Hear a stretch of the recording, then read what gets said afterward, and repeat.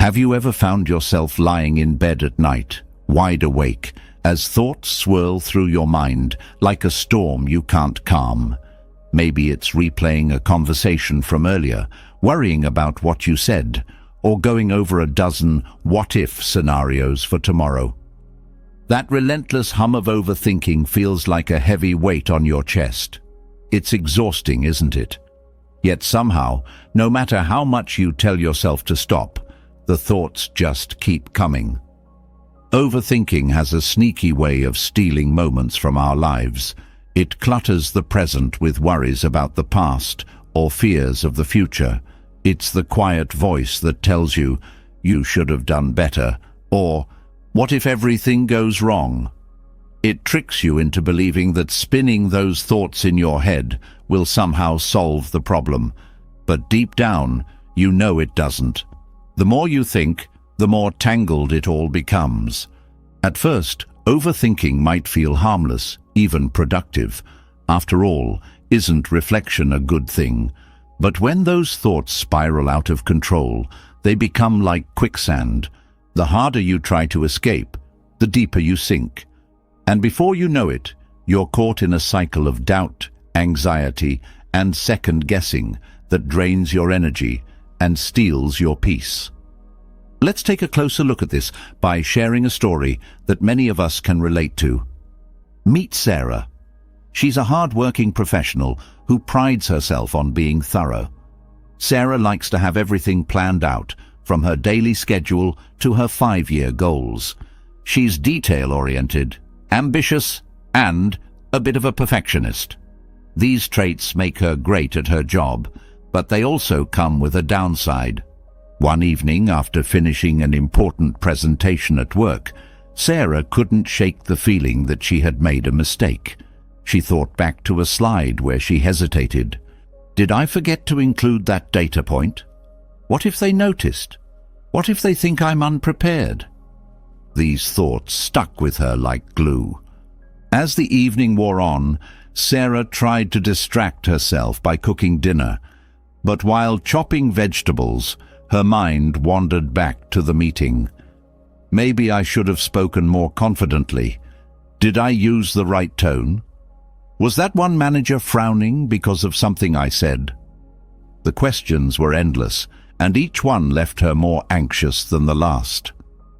Later, Sarah sat down to relax with a book, but the words on the page blurred as her inner dialogue took over. She replayed every moment of the meeting, analyzing it from every angle, imagining all the possible judgments her colleagues could be making about her. The frustration built. "Why can't I just let this go?" she thought. "Why do I always do this to myself?" By the time she went to bed, Sarah was mentally drained but couldn't sleep. Her thoughts spun into overdrive, dissecting not only the meeting, but other areas of her life. What if I'm not good enough? What if I don't get that promotion? What if I fail and everyone sees it? It wasn't just about the presentation anymore. It was about her sense of self-worth. The overthinking had grown like a wildfire, consuming everything in its path. When Sarah woke up the next day, she felt like she had been run over by a truck. Her body was heavy, her mind foggy. She snapped at her partner over breakfast for no reason and felt guilty about it immediately after. All this because of a single moment from the day before that her mind had magnified beyond recognition. Sarah's story isn't unique. Whether it's a work-related worry, a personal relationship, or an uncertain future, we've all been in her shoes. Overthinking doesn't discriminate. It can strike anyone, any time. And it often masquerades as something helpful, convincing you that by turning a problem over and over in your mind, you'll find the perfect solution. But here's the truth. Overthinking rarely solves anything. Instead, it makes problems seem bigger and more overwhelming than they actually are. It keeps you stuck, replaying the same thoughts like a broken record. And while your brain is busy, running in circles, the present moment slips through your fingers. Think about what overthinking does to your body. Your shoulders tense up, your stomach feels knotted, your heart races as if you're running a marathon, even though you're just sitting on your couch.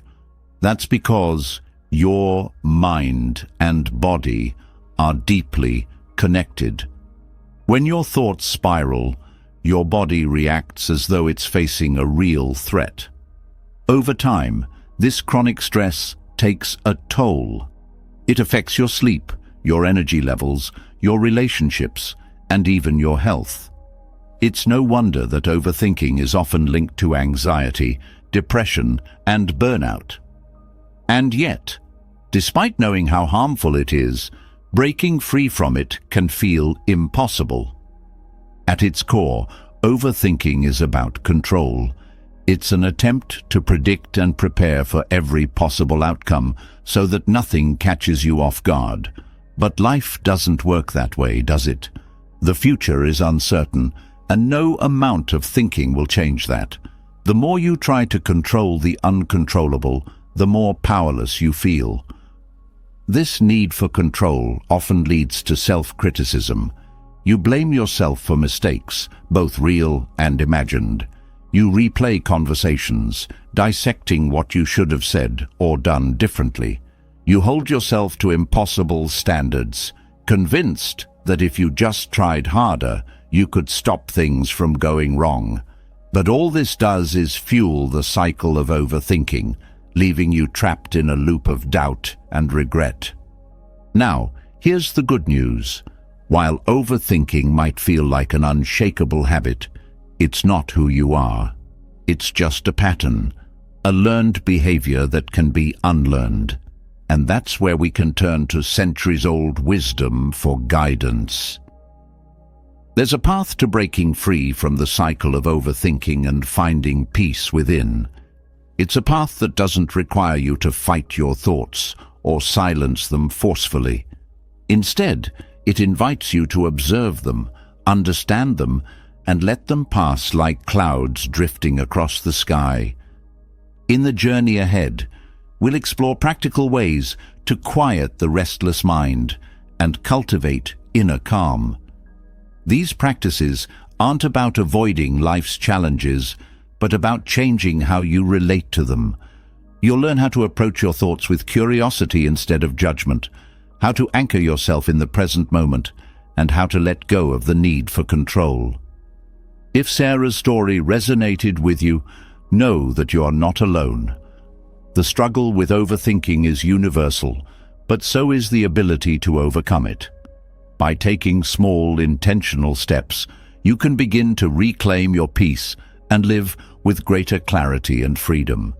And as you walk this path, you might just discover that the calm you've been searching for has been within you all along, waiting patiently for you to notice. Now, let's begin. The mind is a restless traveler, always moving, rarely stopping. Thoughts flow like a river after heavy rains, unpredictable and overwhelming. They come without warning, fill every quiet moment, and often lead us down paths we didn't intend to take. This constant mental chatter, this overthinking, can feel like an inescapable cycle, yet it's a part of being human. But what if the key to peace isn't silencing the thoughts, but understanding why they arise and how to approach them differently? Buddhism offers a profound perspective on this restless state of mind, often referred to as the monkey mind. The term paints a vivid picture of a mind that jumps erratically from one thought to another, much like a monkey swinging wildly from branch to branch. This mental restlessness, while natural, becomes a source of suffering when left unchecked. The Buddhist teachings shine a light on this phenomenon, helping us understand the true nature of overthinking and offering pathways to freedom from its grip. The monkey mind thrives on distraction and dissatisfaction. It seeks stimulation, constantly leaping from one thought to the next, rarely settling in the present moment. This restlessness is fueled by craving and aversion, two core forces that drive much of human behavior. Craving pushes us to seek pleasure and avoid pain, while aversion leads us to resist anything uncomfortable or unfamiliar. Together, they create a tug-of-war within the mind, keeping it in a state of constant turmoil. In this state, overthinking becomes a form of avoidance. Instead of being present with what is, the mind clings to the past or projects into the future. It revisits old regrets, replays conversations, or constructs elaborate scenarios that may never happen. This process feels productive at first, as though dissecting every detail will somehow lead to clarity. But over time, it becomes clear that overthinking is a trap, a self-perpetuating cycle that feeds on itself and drains our emotional energy. Buddhism teaches that this mental agitation stems from ignorance, not in the sense of lack of knowledge, but in the misunderstanding of reality. We identify with our thoughts, believing they define who we are. We cling to them, fight them, and try to control them, not realizing that thoughts are simply mental events, like clouds passing through the sky. This mistaken identification amplifies their power, turning harmless mental chatter into a source of anxiety and unease. The key to breaking free lies in observing the monkey mind without judgment. In Buddhist practice, this is often referred to as mindfulness. Instead of getting caught up in thoughts, mindfulness teaches us to watch them as an impartial observer. When a thought arises, we recognize it for what it is, a transient mental phenomenon, and let it pass without attaching to it. This simple act of awareness creates space between the thinker and the thought, allowing us to see the mind's patterns with greater clarity. This practice isn't about stopping thoughts or suppressing them. In fact, trying to force the mind into stillness often has the opposite effect, making the monkey mind even more chaotic. Instead, it's about cultivating a sense of curiosity and compassion toward our mental activity. By gently observing the flow of thoughts, we begin to understand their nature, that they arise, persist for a while, and eventually fade away. This insight reduces their intensity and weakens their hold on us. Another aspect of the monkey mind is its tendency to amplify emotions. A single negative thought can spiral into a flood of self-criticism, worry, or fear. For instance, a minor mistake at work might lead to thoughts like, "I'm so incompetent," or "What if I lose my job?" This emotional escalation is a hallmark of overthinking, and it can quickly snowball into a full-blown mental storm. Buddhism addresses this by encouraging us to stay grounded in the present moment. When the mind starts to wander into hypothetical scenarios or dwell on past mistakes, we gently guide it back to what is happening right now. This could be as simple as focusing on the sensation of the breath, the sounds around us, or the feeling of the ground beneath our feet. Anchoring ourselves in the present interrupts the cycle of overthinking and brings a sense of calm and clarity. The teachings also emphasize the impermanence of all things, including thoughts.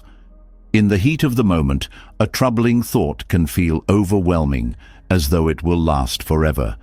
But just as clouds dissipate and storms pass, so do our thoughts. Recognizing their transient nature helps us approach them with a sense of detachment. Instead of clinging to a thought or pushing it away, we let it come and go, trusting that it will not define us or our experience.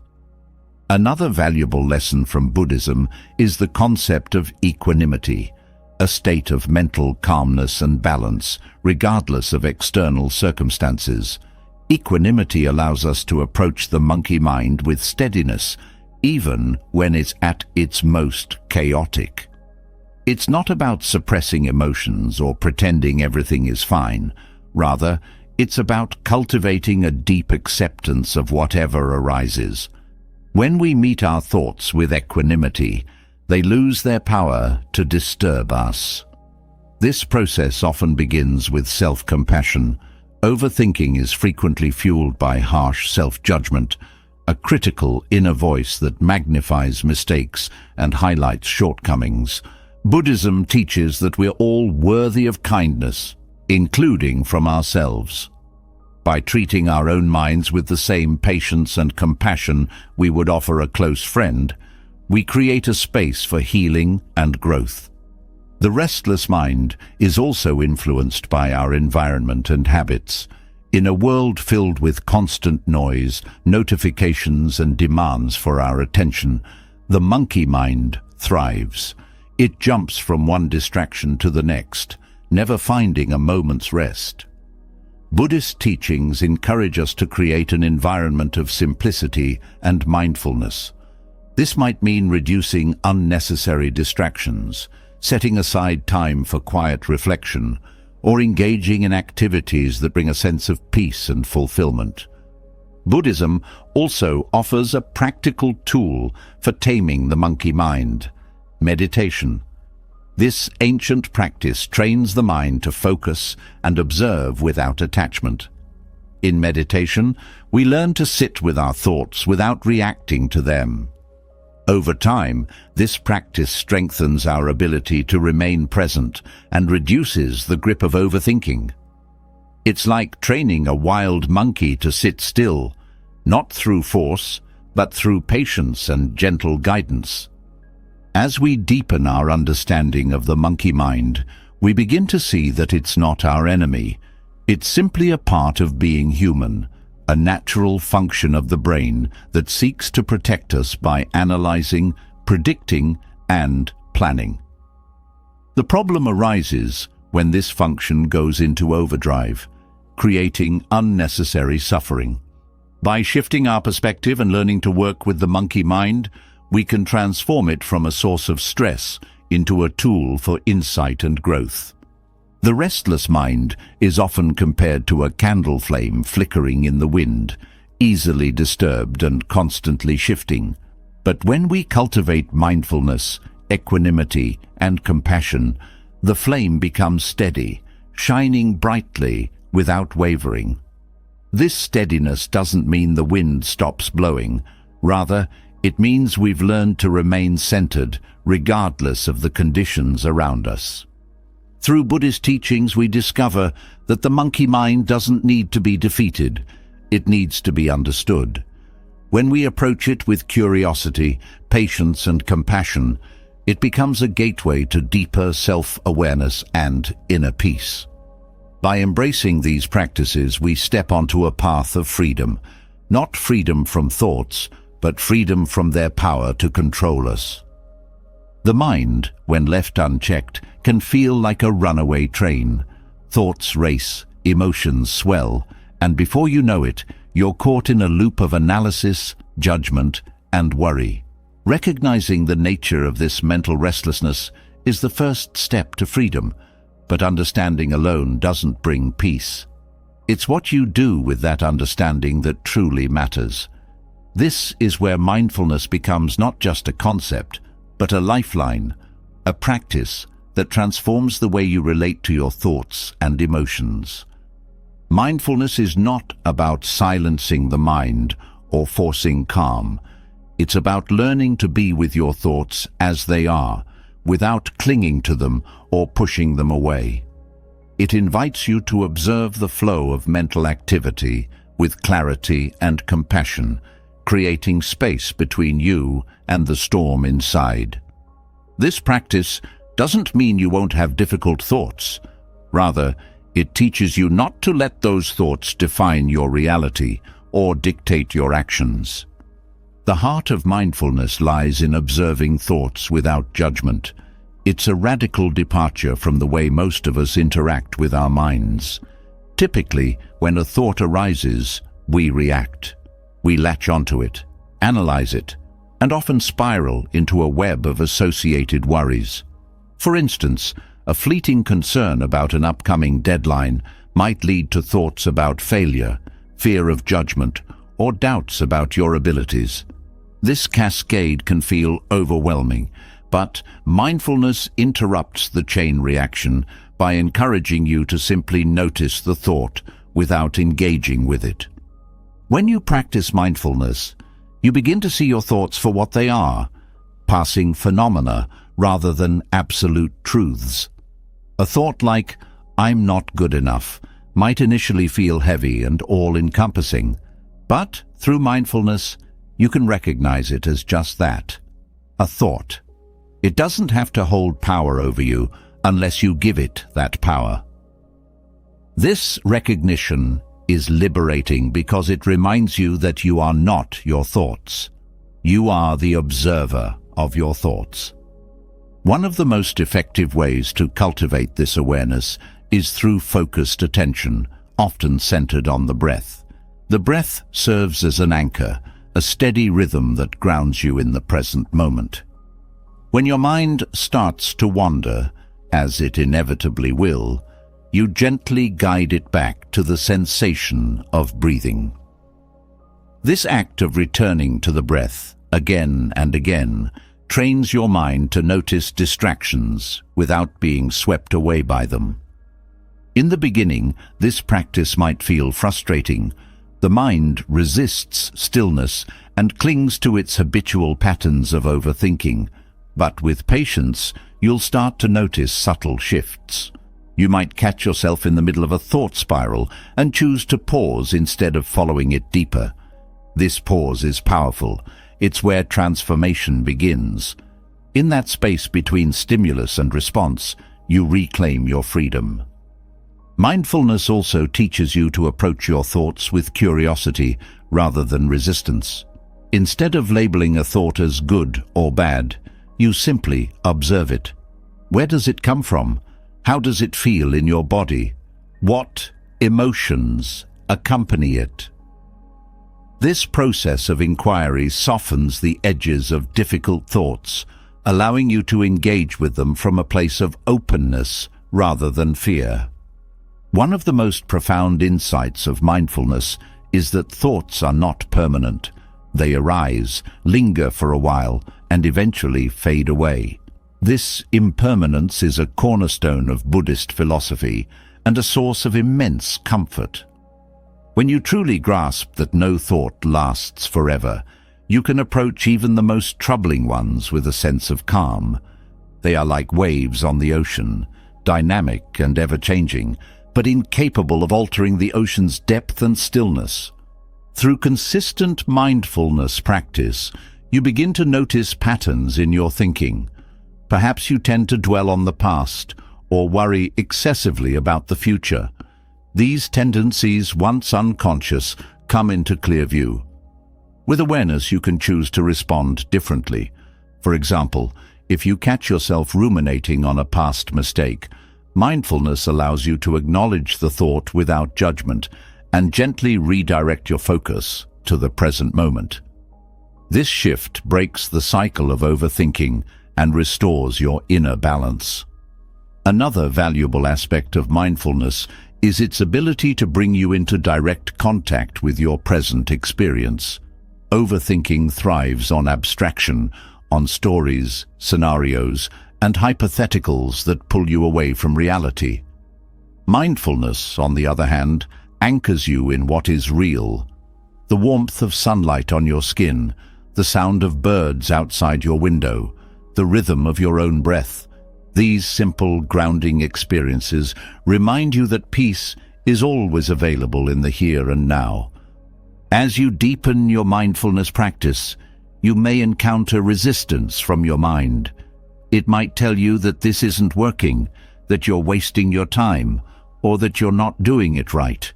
These doubts are natural, but they are just more thoughts. Treat them with the same gentle awareness you bring to everything else. Acknowledge their presence, but don't let them derail you. Mindfulness is a practice, not a performance, and every moment of awareness, no matter how small, is a step toward greater peace. One of the most transformative aspects of mindfulness is its emphasis on self-compassion. When you observe your thoughts without judgment, you cultivate a kinder relationship with yourself. Instead of berating yourself for having negative thoughts, you learn to hold space for them. This doesn't mean you indulge in self-pity or let unhelpful thoughts take over. It means you meet yourself with the understanding that being human includes moments of struggle and self-doubt. This compassion creates a foundation of inner strength that allows you to navigate life's challenges with greater ease. Mindfulness also extends beyond formal practice into everyday life. It's not just about sitting in meditation. It's about bringing a mindful presence to all that you do. Whether you're washing dishes, walking to work, or having a conversation, you can practice being fully present. This doesn't require extra time or effort, just a shift in focus. By paying attention to the details of your experience, you transform mundane moments into opportunities for connection and clarity. Another powerful benefit of mindfulness is its impact on emotional regulation. Overthinking often intensifies emotions, turning a passing feeling into a prolonged state of distress. Mindfulness helps you recognize emotions as they arise and gives you the tools to respond skillfully. Instead of reacting impulsively, you can pause, breathe, and choose a response that aligns with your values. This approach not only reduces emotional reactivity, but also strengthens your ability to stay centered in the face of adversity. Over time, mindfulness reshapes your relationship with uncertainty. Much of overthinking stems from a fear of the unknown, a desire to predict and control outcomes. Mindfulness teaches you to embrace uncertainty with grace, recognizing it as an inherent part of life. This doesn't mean you stop planning or preparing for the future. It means you let go of the need to have all the answers. By accepting the fluid nature of life, you free yourself from the mental strain of trying to control what cannot be controlled. The journey of mindfulness is not linear. There will be moments of clarity and moments of struggle, but each step along the way is meaningful. As you continue to observe your thoughts without judgment, you cultivate a deeper sense of presence, resilience, and inner peace. The mind may always have its restless tendencies, but through mindfulness, you learn to navigate its currents with wisdom and compassion, finding stillness even amidst the chaos. The mind, restless as it is, often drags us into two places where we cannot truly live: the past and the future. These are the spaces where overthinking thrives. Thoughts linger on regrets, missed opportunities, and things that cannot be changed. Or they leap forward to uncertainties, anxieties, and endless what-ifs. What's left behind in this constant tug-of-war is the present moment, the only place where life actually unfolds. Yet, it's often the hardest place to stay. Living in the present moment isn't about ignoring the past or neglecting the future. It's about choosing not to be consumed by them. This practice involves anchoring yourself in what is real, tangible, and happening now. The present is where peace resides, but accessing it requires intentional effort and a willingness to let go of the distractions that pull you away. The first step to anchoring yourself in the present is cultivating awareness of where your mind tends to wander. Often, people don't even realize how much time they spend revisiting the past or worrying about the future. This habitual drifting happens automatically, like a reflex. By becoming more aware of these mental patterns, you gain the power to redirect your focus back to the present. Awareness is the foundation. It's what brings clarity to where your thoughts are taking you. One technique for staying grounded in the present is using your senses as an anchor. The body is always in the now, even when the mind is elsewhere. tuning into sensations like the feeling of your breath, the texture of an object in your hand, or the sounds in your environment, pulls you back to the immediacy of your experience. These sensory details are simple, yet powerful reminders that the present moment is rich and alive, even if your thoughts try to convince you otherwise. Another effective practice is identifying when you're caught in the grip of rumination or worry. Dwelling on the past often involves replaying events and wishing they had unfolded differently, but no amount of thinking can rewrite history. Similarly, worrying about the future creates scenarios in your mind that may never come to pass. When you notice these patterns, pause and gently remind yourself that the past is over, the future hasn't arrived, and your power lies in how you engage with this moment. Letting go of the past and future isn't an act of denial. It's an act of acceptance. Acceptance means acknowledging what has happened and what may come without letting it dominate your mind. For example, if you're carrying guilt over a mistake, acceptance allows you to recognize it, learn from it, and move forward. Without this step, you risk becoming stuck in a loop of self-recrimination that takes you further away from the present. Gratitude is another key to grounding yourself in the moment. When you take time to appreciate what is good and present in your life right now, your mind naturally shifts away from what's missing or what could go wrong. Gratitude transforms the present into a place of abundance rather than scarcity. It's as simple as noticing the warmth of the sun on your skin, the comfort of a familiar routine, or the kindness of a small gesture. These moments of gratitude don't require grand events. They're found in the ordinary when you choose to see them. Breathing is one of the most accessible and effective tools for anchoring yourself in the now. Your breath is always with you, steady and rhythmic, providing a natural focus point. When your mind begins to race, turning your attention to the inhale and exhale creates a sense of calm and presence. The act of mindful breathing not only centers you, but also helps regulate the nervous system, reducing the physiological effects of stress and overthinking. Time often feels like an enemy when the mind is consumed with thoughts of the past or future, but reframing your relationship with time can be transformative. Instead of seeing it as something you're running out of or something to control, view time as the unfolding of each present moment. This shift in perspective makes it easier to focus on what's happening now rather than worrying about what's already gone or hasn't yet arrived. Learning to let go of the need for control is another essential element of living in the present.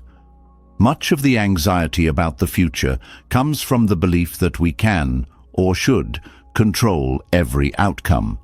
But control is an illusion. Life is unpredictable, and trying to manage every detail only adds to mental tension. Letting go doesn't mean giving up. It means trusting that you can handle whatever comes your way, one moment at a time. Distraction often pulls people out of the present, particularly in today's fast-paced, technology-driven world. Mindlessly scrolling through your phone, overcommitting to tasks, or filling every spare moment with noise can make it difficult to connect with the now. Setting boundaries with distractions, such as scheduling tech-free time or prioritizing meaningful activities, helps create space for mindfulness and presence. The practice of non-attachment, rooted in Buddhist philosophy, is also vital for staying in the present. Non-attachment doesn't mean you stop caring about things. It means you stop clinging to them as if your happiness depends on their outcome. This mindset allows you to engage fully with what's happening without becoming overly invested in what it means or where it will lead. Non-attachment liberates you from the need to control or cling, allowing you to experience the present moment with greater ease. One of the most common barriers to living in the present is the belief that happiness lies somewhere else, either in the future or in a version of the past. This mindset keeps you perpetually dissatisfied, chasing something that feels just out of reach. Buddhism teaches that contentment is found not in what you have or what you achieve, but in how you relate to this moment. By shifting your focus from external circumstances to internal awareness, you uncover a sense of peace that isn't tied to anything outside yourself. Engaging fully in your activities is another way to ground yourself in the present. Whether you're washing dishes, walking, or having a conversation, doing so with your full attention transforms mundane tasks into meaningful experiences. This approach, often called mindfulness in action, trains you to find joy and presence in the simplicity of daily life. Over time, it becomes second nature to approach each moment with attentiveness and care. The present moment is also where creativity and insight flourish. When your mind isn't preoccupied with replaying the past or anticipating the future, it has the freedom to explore new ideas and perspectives. This clarity allows you to approach challenges with a fresh outlook and respond to situations with greater wisdom. Living in the present doesn't just benefit your mental state, it enhances your ability to navigate life with grace and adaptability. Forgiveness is another important aspect of letting go of the past. Holding on to resentment or anger keeps you tethered to events that can no longer be changed. Forgiveness isn't about condoning harm. It's about freeing yourself from the burden of carrying it. By releasing these emotional weights, you create more space for the present moment and the peace it brings. Over time, the practice of living in the present becomes a habit. At first, it may require conscious effort to redirect your focus, but with consistency, it becomes a natural way of being. The mind learns to rest more easily in the now, finding comfort in the simplicity of what is, rather than the complexity of what was or could be. Living in the present moment is not about perfection or always feeling calm. It's about choosing, again and again, to come back to this moment, no matter how many times you drift away. It's about building a relationship with the here and now, one that is rooted in awareness, acceptance, and gratitude. And in doing so, you unlock the peace that has always been within reach, waiting patiently for your attention. The pull of the past and the push of the future often leave us disconnected from the present, but as we explored, anchoring ourselves in the here and now offers a refuge from the storms of overthinking.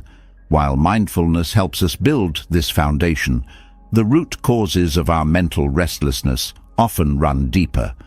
To truly understand and transform this struggle, we must delve into the teachings that reveal the origins of suffering itself, the Four Noble Truths. These timeless insights hold the key to understanding why overthinking takes hold and how liberation from its grasp is possible. The Four Noble Truths begin with a universal reality. Suffering, or dukkha, is an inevitable part of life. This isn't a bleak perspective, but a truthful acknowledgement of the human condition.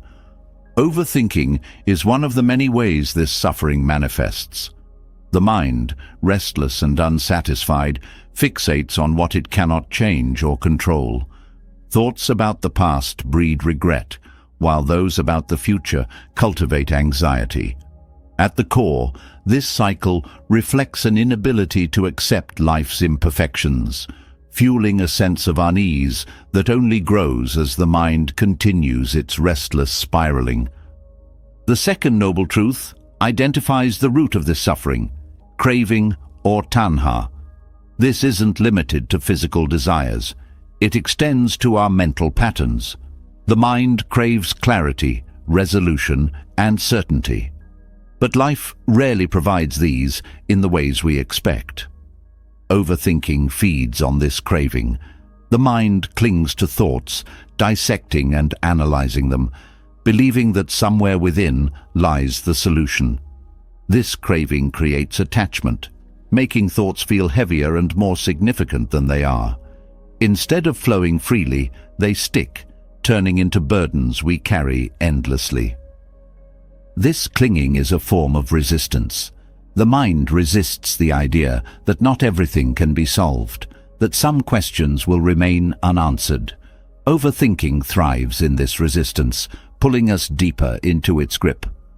However, the second noble truth offers clarity. The root of the problem isn't the thoughts themselves, but the mind's attachment to them. When we begin to see this attachment clearly, we can start loosening its hold.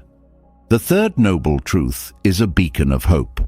Suffering can cease. This cessation doesn't mean life becomes perfect or free from challenges. Rather, it signifies the possibility of freedom from the cycle of craving and attachment. When the mind lets go of its need to control, to know, to fix, it finds peace.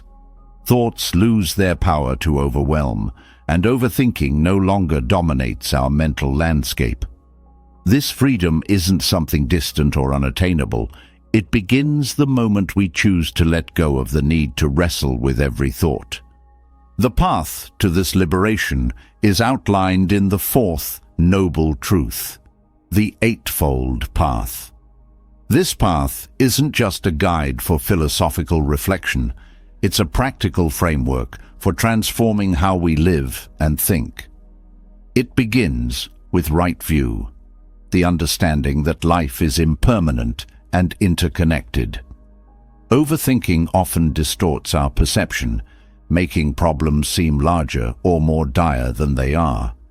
Right view helps us see clearly, cutting through the fog of mental noise to focus on what truly matters. Right intention follows, emphasizing the importance of setting a direction for the mind. This isn't about forcing ourselves to stop overthinking, but about nurturing an inner resolve to seek clarity and peace. Intention acts as the compass guiding the mind away from unproductive mental loops and toward constructive, calming practices. It's a gentle but firm reminder of the direction we wish to take. Right speech applies mindfulness to the way we communicate, both internally and externally. Overthinking often spills into our words, leading to over-explaining, rehashing, or speaking impulsively. Practicing right speech means speaking with purpose, clarity, and kindness. This reduces the mental chaos that arises when we replay conversations or worry about how we're perceived. Right action and right livelihood extend this mindfulness to our choices and daily lives. When our actions align with our values, the mind feels more at ease. Overthinking often stems from internal conflict, when what we do doesn't reflect what we believe. Living authentically reduces this dissonance, allowing the mind to rest more easily. Right effort is one of the most transformative elements of the path, especially for those prone to overthinking. It involves consciously redirecting the mind from unwholesome habits to wholesome ones. Overthinking feeds on energy and attention. By intentionally focusing on practices that cultivate peace, such as gratitude or acts of kindness, we weaken the patterns that sustain overthinking. Right mindfulness, as explored earlier, is the practice of observing thoughts without judgment. This awareness helps us step back from the whirlwind of overthinking and see thoughts for what they are, temporary mental events. Mindfulness creates space between the thinker and the thought, making it easier to respond rather than react. Right concentration strengthens this ability to stay present. The scattered energy of overthinking is gathered and focused through meditation and other contemplative practices. Concentration trains the mind to rest in stillness, even in the face of uncertainty. This calm focus acts as a counterbalance to the restless nature of overthinking, providing a stable foundation for peace. Together, the Four Noble Truths and the Eightfold Path provide a profound framework for understanding and overcoming overthinking. They teach us that the mind's tendency to cling, resist, and crave lies at the heart of mental suffering. By shifting our relationship with these habits, we uncover a deeper capacity for clarity and freedom. Overthinking becomes not an insurmountable problem, but an opportunity to practice awareness, letting go, and compassion. This journey isn't about eradicating thoughts or achieving a perfect state of mind. It's about learning to live with the mind as it is, while steadily cultivating the tools to navigate its challenges with wisdom. Each step on this path is an invitation to discover the stillness that exists beneath the surface of the mind, a stillness that has always been there, waiting patiently to be noticed. Recognizing the root causes of overthinking through the lens of the Four Noble Truths opens a door to profound insight. However, understanding alone isn't enough to dissolve the grip of repetitive and negative thoughts. The next step is learning to loosen that grip, to practice non-attachment and cultivate the art of letting go. This isn't about dismissing your thoughts or forcing them away, but about changing how you hold them. Thoughts, like fleeting clouds, are not meant to be clung to. Yet, the mind often treats them as if they were solid and permanent. Learning to release this attachment brings a profound sense of mental freedom. Attachment to thoughts stems from identification. When a thought arises, the mind often assumes ownership. This is my thought, or this thought defines me.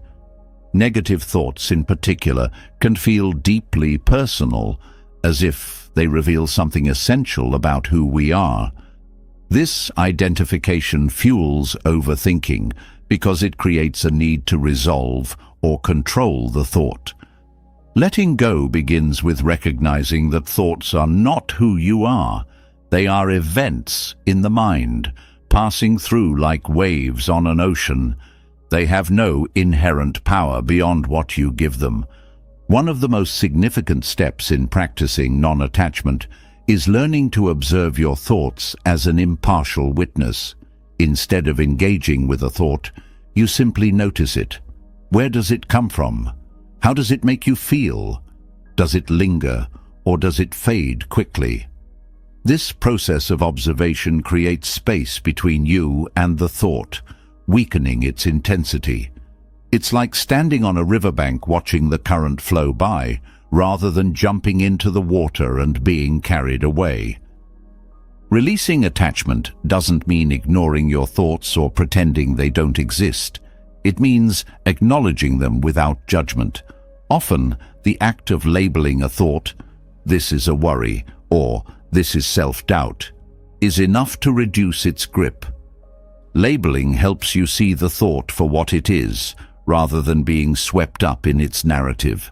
This small act of mindfulness interrupts the cycle of overthinking and brings clarity. Negative thoughts often carry an emotional charge, which makes them difficult to let go of. The mind clings to them in an attempt to resolve the accompanying feelings, but this only deepens the attachment. One way to release this emotional charge is through compassionate self-awareness. Instead of criticizing yourself for having negative thoughts, approach them with kindness. Remind yourself that these thoughts are natural, a product of the mind's tendency to overanalyze. Self-compassion softens the inner dialogue, making it easier to let go. Another key aspect of non-attachment is understanding impermanence. No thought, no matter how intense or persistent, lasts forever. When you observe your thoughts with this awareness, you realize that they will pass on their own if you don't feed them with attention. Clinging to a thought prolongs its lifespan, while letting it be allows it to dissolve naturally. This understanding brings a sense of relief, as you no longer feel the need to fight or control your mental patterns. Breathing is a powerful tool for practicing non-attachment. When a thought arises, instead of engaging with it, shift your focus to the sensation of your breath. The steady rhythm of breathing anchors you in the present moment and provides a neutral point of focus. Each exhale becomes an opportunity to release tension and let go of the thought's grip. Over time, this practice trains your mind to respond to thoughts with calm detachment rather than reactive engagement. Letting go also involves surrendering the need for certainty. Many thoughts arise from the mind's desire to predict, control, or understand the future. This craving for certainty creates a cycle of overthinking, as the mind seeks answers that may not exist. Non-attachment means accepting that some questions will remain unanswered and that uncertainty is a natural part of life. This acceptance is not resignation. It's freedom from the exhausting need to control what cannot be controlled. The stories we tell ourselves about our thoughts often reinforce attachment. For example, a fleeting worry might spiral into a larger narrative. I always mess up, or things never work out for me. These narratives give thoughts more weight than they deserve, turning them into self-fulfilling prophecies. Practicing non-attachment involves questioning these stories. Are they true, or are they assumptions based on past experiences? By challenging these narratives, you loosen their hold and create space for new perspectives. Engaging in physical activities that require focus can also help shift your relationship with your thoughts. Activities like yoga, running, or even gardening ground you in your body and the present moment, reducing the mental chatter that fuels attachment. Physical movement channels energy away from overthinking and into action, creating a natural release for pent-up tension. Visualization is another technique for practicing non-attachment. You might picture your thoughts as leaves floating down a stream, clouds drifting across the sky, or balloons rising into the air. These visualizations help you internalize the concept of letting go, reinforcing the idea that thoughts are transient and not something to hold on to. The role of gratitude in releasing attachment cannot be overstated. When you focus on what you're grateful for, your mind shifts away from negative thought patterns. Gratitude helps you see the bigger picture, putting individual thoughts into perspective. This broader view makes it easier to let go of thoughts that no longer serve you, as they feel less significant in the context of your overall well-being. Detaching from thoughts also means letting go of the need for perfection. The mind often clings to ideals, how things should be, how you should feel, or how others should act. These expectations create frustration and disappointment when reality doesn't align with them. Non-attachment involves embracing imperfection and accepting life as it is. This acceptance reduces mental resistance and creates space for peace. Non-attachment requires consistency and patience. The mind has been conditioned to cling to thoughts for years, even decades. Undoing this habit takes time, but each moment of awareness is a step toward freedom. Celebrate small victories, like catching yourself in the act of overthinking and choosing to let go. These moments build confidence and reinforce your ability to release what no longer serves you. This practice is not about detaching from life or becoming indifferent. It's about engaging with life more fully by not being weighed down by the unnecessary. When you let go of attachment to thoughts, you make room for clarity, creativity, and connection. The energy once spent on overthinking can be redirected toward meaningful pursuits and authentic presence. Letting go is a skill, not an endpoint. It's something you return to again and again, refining your ability to release attachment with each practice. Over time, the mind becomes less reactive and more spacious, allowing you to navigate life's challenges with greater ease. The art of letting go is not about avoiding thoughts, but transforming how you hold them, lightly, with grace, and with the wisdom that they do not define you. In this practice, you uncover the profound freedom that lies in simply allowing thoughts to come and go, like the natural rhythm of the breath. Greater than. Letting go of attachment to thoughts creates space for the mind to breathe, but into that space often comes another challenge, the harsh voice of self-judgment. This inner critic, relentless and unforgiving, thrives in the quiet moments left behind when overthinking fades.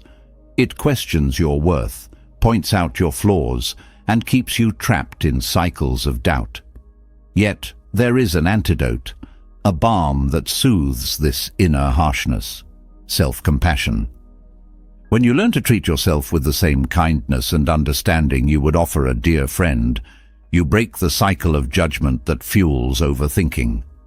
Self-compassion begins with recognizing that suffering is a shared human experience.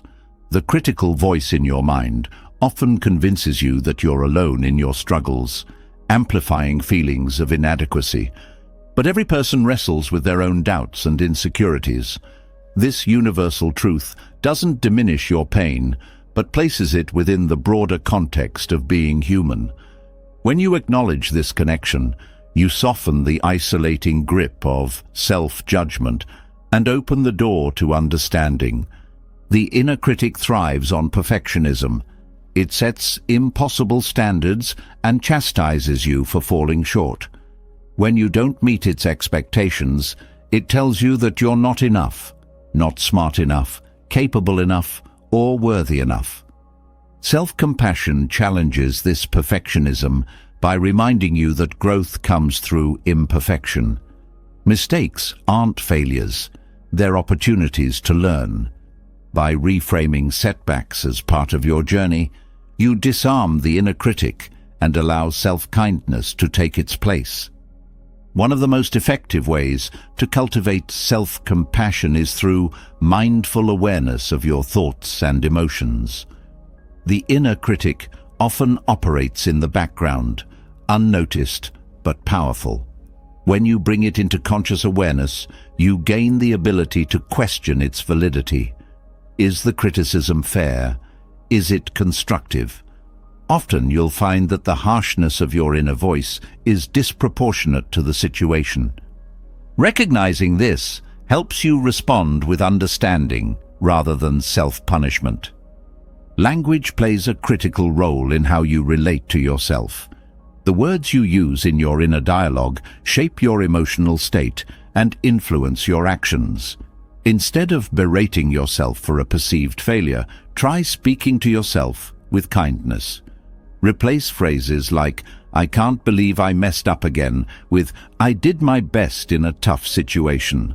This shift in tone doesn't ignore reality, but approaches it with gentleness, reducing the mental tension that fuels overthinking. Self-compassion also involves creating boundaries with your inner critic. Just as you wouldn't let someone else speak to you cruelly, you can choose not to tolerate cruelty from yourself. This doesn't mean suppressing critical thoughts, but acknowledging them without giving them control. When the inner critic speaks, respond with a mental boundary. "I hear you, but I'm choosing not to engage with that right now." This simple practice reinforces your authority over your inner dialogue. Your relationship with yourself is shaped by your past experiences, particularly those involving failure or rejection. The inner critic often uses these moments as evidence against your worth, replaying them in your mind to keep you stuck. Self-compassion involves revisiting these memories with a new perspective. Instead of focusing on what went wrong, reflect on what you've learned and how you've grown. This practice transforms painful experiences into sources of wisdom and resilience. Embracing self-compassion doesn't mean ignoring accountability. It's not about letting yourself off the hook or avoiding responsibility. Instead, it's about holding yourself accountable with kindness rather than criticism. When you approach mistakes with curiosity instead of judgment, you create space for improvement without the burden of shame. This shift empowers you to make better choices in the future without being weighed down by regret. The physical body often bears the brunt of self-judgment. Stress from overthinking and self-criticism manifests as tension, fatigue, or even illness. Practicing self-compassion extends to caring for your body as well as your mind. This might mean prioritizing rest, nourishing yourself with healthy food, or engaging in activities that bring you joy. Treating your body with kindness reinforces the message that you are deserving of care and respect. The practice of gratitude intersects beautifully with self-compassion. When you focus on what you appreciate about yourself, you counteract the negativity of the inner critic. Gratitude isn't about ignoring areas for growth, but about balancing self-awareness with self-appreciation. Take time to acknowledge your strengths, achievements, and the qualities that make you unique. This practice builds a foundation of self-worth that helps you navigate challenges with greater confidence. Mindfulness plays a central role in cultivating self-compassion. When you observe your thoughts and feelings without judgment, you create a safe space for emotional exploration. This non-judgmental awareness allows you to sit with discomfort without adding layers of criticism or shame. Over time, mindfulness teaches you to approach your inner world with curiosity and kindness, strengthening your ability to respond to challenges with resilience. The concept of self-forgiveness is another cornerstone of self-compassion. Holding on to guilt or regret weighs heavily on the mind, keeping you trapped in cycles of self-judgment. Forgiveness doesn't mean condoning harmful actions. It means releasing the emotional grip they have on you. By forgiving yourself, you free up mental and emotional energy to focus on growth and healing. Relationships often reflect your relationship with yourself. When you're harsh and critical internally, it's easier to project that negativity onto others.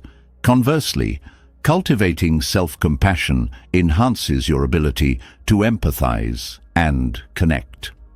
When you treat yourself with kindness, you model that behavior in your interactions, fostering deeper and more supportive relationships.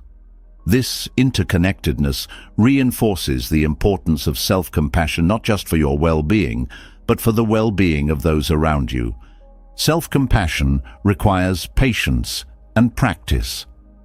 The habits of self-judgment and criticism are deeply ingrained and won't change overnight. Start small with simple acts of kindness toward yourself, a moment of rest, a word of encouragement, or a mindful pause when the inner critic arises. Each act strengthens the habit of self-compassion, gradually replacing the harshness of self-judgment with the warmth of understanding. The benefits of self-compassion extend far beyond easing overthinking. It cultivates a sense of inner peace and stability, allowing you to face life's uncertainties with greater courage. It builds resilience, helping you bounce back from setbacks without losing confidence in your ability to grow. And it deepens your connection to yourself, fostering a relationship of trust and kindness that supports you in every aspect of life. Breaking the cycle of self-judgment isn't about erasing the inner critic entirely, but about transforming your relationship with it. When you meet self-criticism with compassion, you take its power away. You remind yourself that you are human, imperfect, and worthy of kindness, regardless of your flaws. In this space of understanding, overthinking loses its fuel. and you find the freedom to live with greater clarity and purpose. Self-compassion quiets the inner critic and creates space for emotional balance, but sustaining that harmony often feels like walking a tightrope. On one side lies the risk of overthinking, a constant need to analyze and control. On the other, the temptation to disengage entirely, letting apathy take over as a form of self-protection. Both extremes lead to disconnection from yourself, from the present, and from peace. Buddhism offers a way to navigate this tension through the principle of the middle way, a practice of balance that nurtures both clarity and calm without falling into the traps of rigidity or avoidance. The middle way is not about compromise, but alignment. It teaches that neither indulgence nor suppression leads to lasting peace. Overthinking arises when the mind leans too heavily into rational thought, attempting to solve or control everything through relentless analysis. Apathy, on the other hand, is the withdrawal that happens when the effort becomes overwhelming. The middle way invites you to find a space where you engage with life thoughtfully, but without becoming consumed by it, a state where rationality serves you rather than controls you. One of the keys to the middle way is recognizing the interplay between your thoughts and emotions. Overthinking often tries to solve emotional discomfort through logic, as if organizing your thoughts could untangle your feelings. This approach leads to frustration, as thoughts and emotions operate on different levels. The middle way suggests meeting emotions with awareness rather than logic, allowing them to exist without demanding they make sense. When you stop trying to rationalize your feelings and instead sit with them compassionately, you create a balance that softens the mind's tendency to spiral. The principle also challenges the mind's binary thinking. Overthinking thrives on all or nothing perspectives, success or failure, right or wrong, certainty or chaos. These rigid categories narrow your view and amplify stress. The middle way encourages a broader perspective, one that acknowledges nuance and complexity. For example, a setback doesn't mean failure. It's a single moment in a larger journey. This perspective reduces the mental intensity that fuels overthinking and brings a sense of proportion to life's challenges. Balancing rational thought and inner peace requires a conscious relationship with your thoughts. Rationality is a powerful tool, but when left unchecked, it can dominate your mental space. The middle way teaches that thoughts should be used as tools, not masters. Instead of letting your mind race unchecked, practice choosing which thoughts to engage with and which to release. This discernment transforms your thinking from an uncontrollable flood into a steady, manageable stream. Another aspect of the middle way is its focus on intentional action. Overthinking often keeps you stuck in your head, delaying decisions out of fear or uncertainty.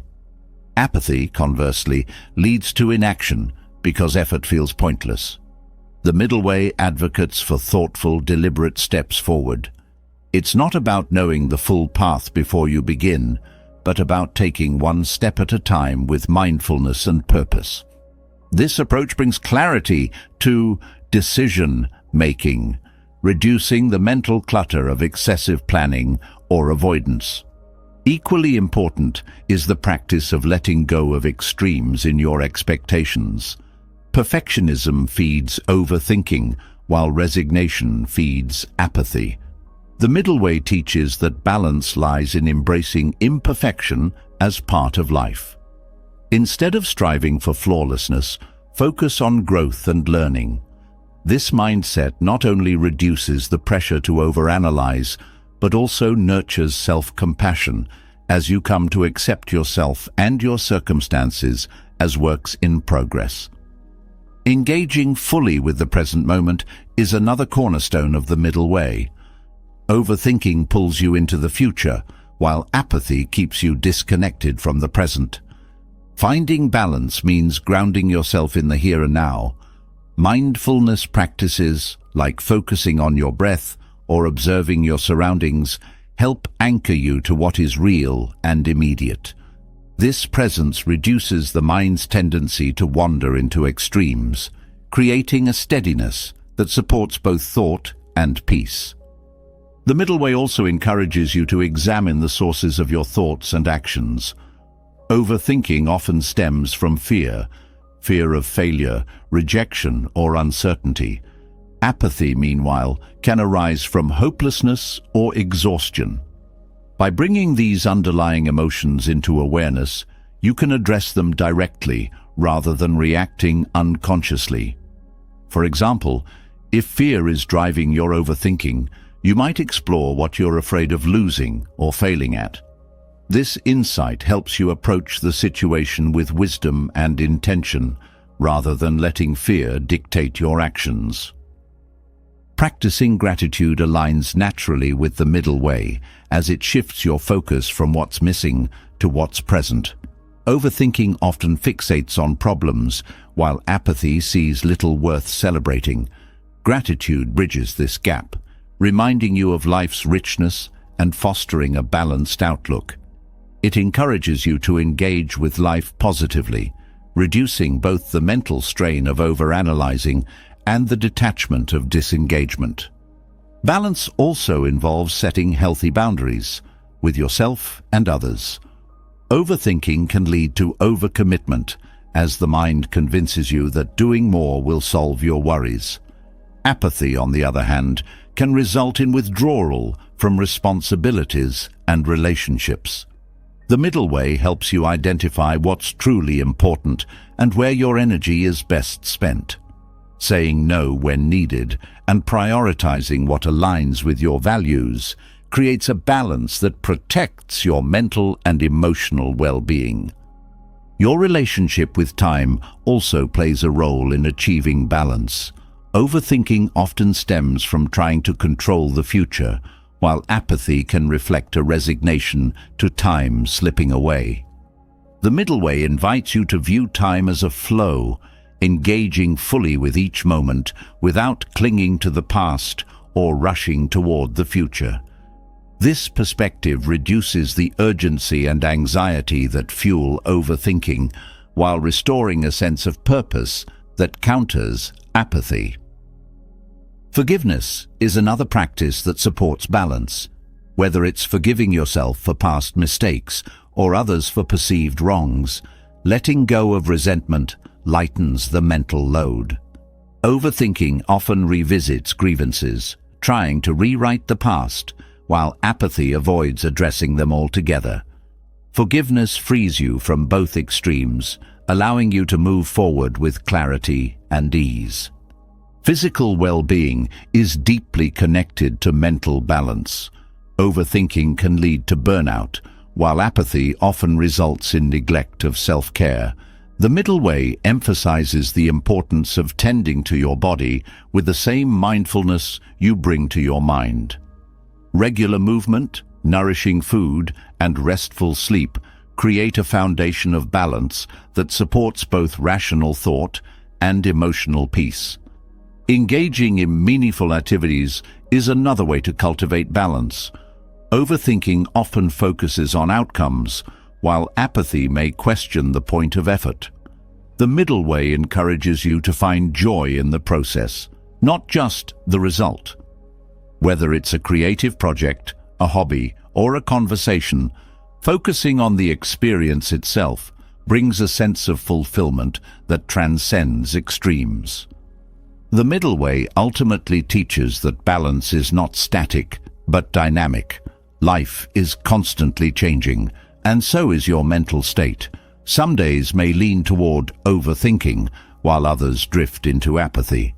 The practice lies in recognizing these shifts and gently guiding yourself back to center. This ongoing process builds resilience, helping you navigate challenges with a calm and steady mind. In embracing the middle way, you learn that peace isn't found in avoiding difficulty or controlling every detail. It's found in meeting life as it is, with both clarity and compassion.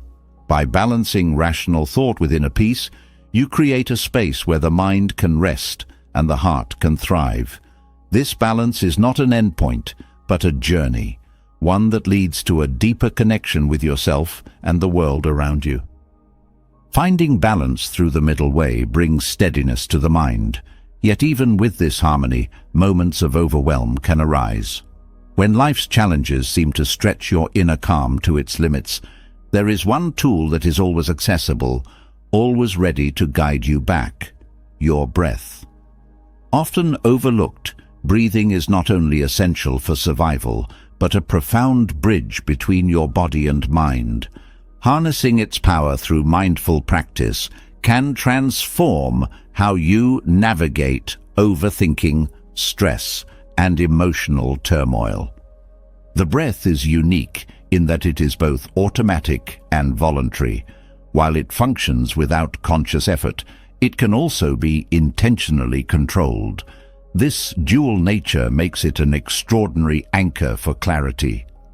When overthinking clouds the mind or stress tightens the body, focusing on the breath creates a pathway back to the present moment. Unlike thoughts, which often pull you in many directions, the breath is a constant, steady, neutral, and grounding. Intentional breathing begins with awareness. Often, when the mind is caught in overthinking, the breath becomes shallow and irregular. This shallow breathing reinforces stress, creating a feedback loop that heightens anxiety and mental clutter. By simply noticing the quality of your breath, you take the first step toward breaking this cycle. Are you breathing deeply or barely drawing in air? Is your breath rapid or slow? Awareness alone starts to shift your focus, pulling you away from spiraling thoughts and into the physical reality of the present. Deep breathing is one of the simplest yet most effective techniques for calming the mind. When you take slow, deliberate breaths, you activate the parasympathetic nervous system, often referred to as the rest and digest system. This reduces the physiological effects of stress, such as a racing heart or tense muscles, and signals to your mind that it is safe to let go. As your body relaxes, your mind naturally begins to follow.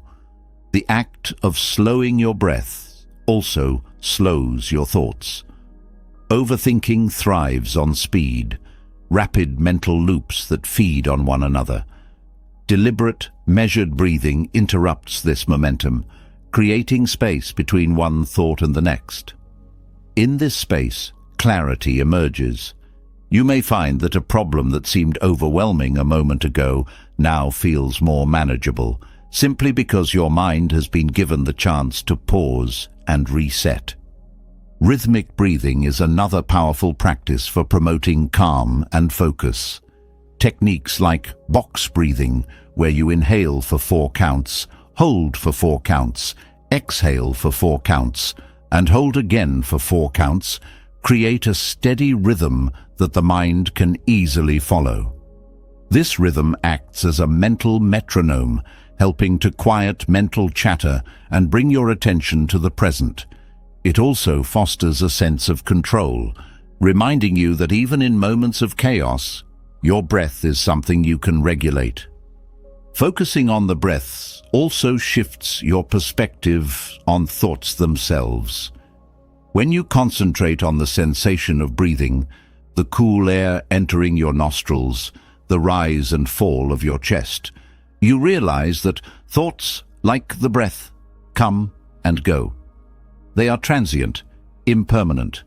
This realization helps you detach from overthinking as you begin to see thoughts not as fixed realities, but as passing phenomena. Mindful breathing is not limited to sitting in stillness. It can be integrated into daily life, offering a way to stay grounded even in the midst of activity. For example, during a stressful meeting or while navigating a challenging conversation, Pausing to take a few deep breaths can help you respond with clarity instead of reacting impulsively. These moments of intentional breathing act as micro-reset points, preventing the buildup of tension that leads to overwhelm. Breathing practices can also be tailored to your emotional state. For instance, if you're feeling anxious, extending the exhale longer than the inhale helps calm the nervous system.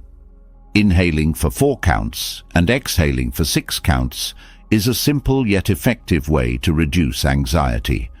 On the other hand, if you're feeling sluggish or unmotivated, focusing on deep, energizing inhales can reinvigorate both body and mind. The adaptability of breathing techniques makes them a versatile tool for maintaining mental and emotional balance. The connection between the breath and the mind is further reinforced through visualization. Pairing your breath with imagery, such as picturing stress leaving your body with each exhale, or imagining a sense of calm entering with each inhale, amplifies the effects of mindful breathing. Visualization engages the mind in a positive way, redirecting its focus from overthinking to the sensations and images associated with relaxation. Breathing also bridges the gap between awareness and acceptance. Overthinking often arises from resistance to uncertainty, discomfort, or imperfection. When you focus on your breath, you practice acceptance in its simplest form, allowing the inhale and exhale to flow naturally without forcing or resisting. This practice translates into a broader mindset of allowing life to unfold as it is, reducing the mental tension that fuels overthinking. Group practices, such as guided breathing exercises or breathwork sessions, can further enhance your connection to this tool. Sharing the experience with others not only deepens your practice, but also fosters a sense of community and support. This collective energy can be particularly grounding during times of heightened stress, reminding you that you are not alone in your journey.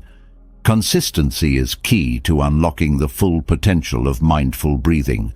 Like any skill, it requires regular practice to become second nature.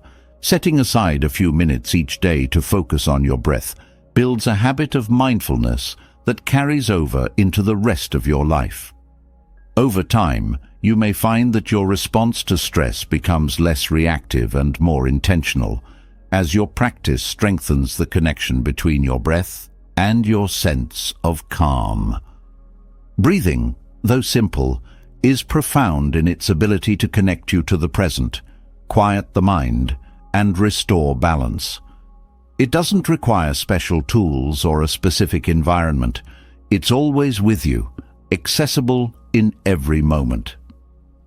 By cultivating a relationship with your breath, you not only interrupt the patterns of overthinking, but also create a foundation for lasting peace and clarity.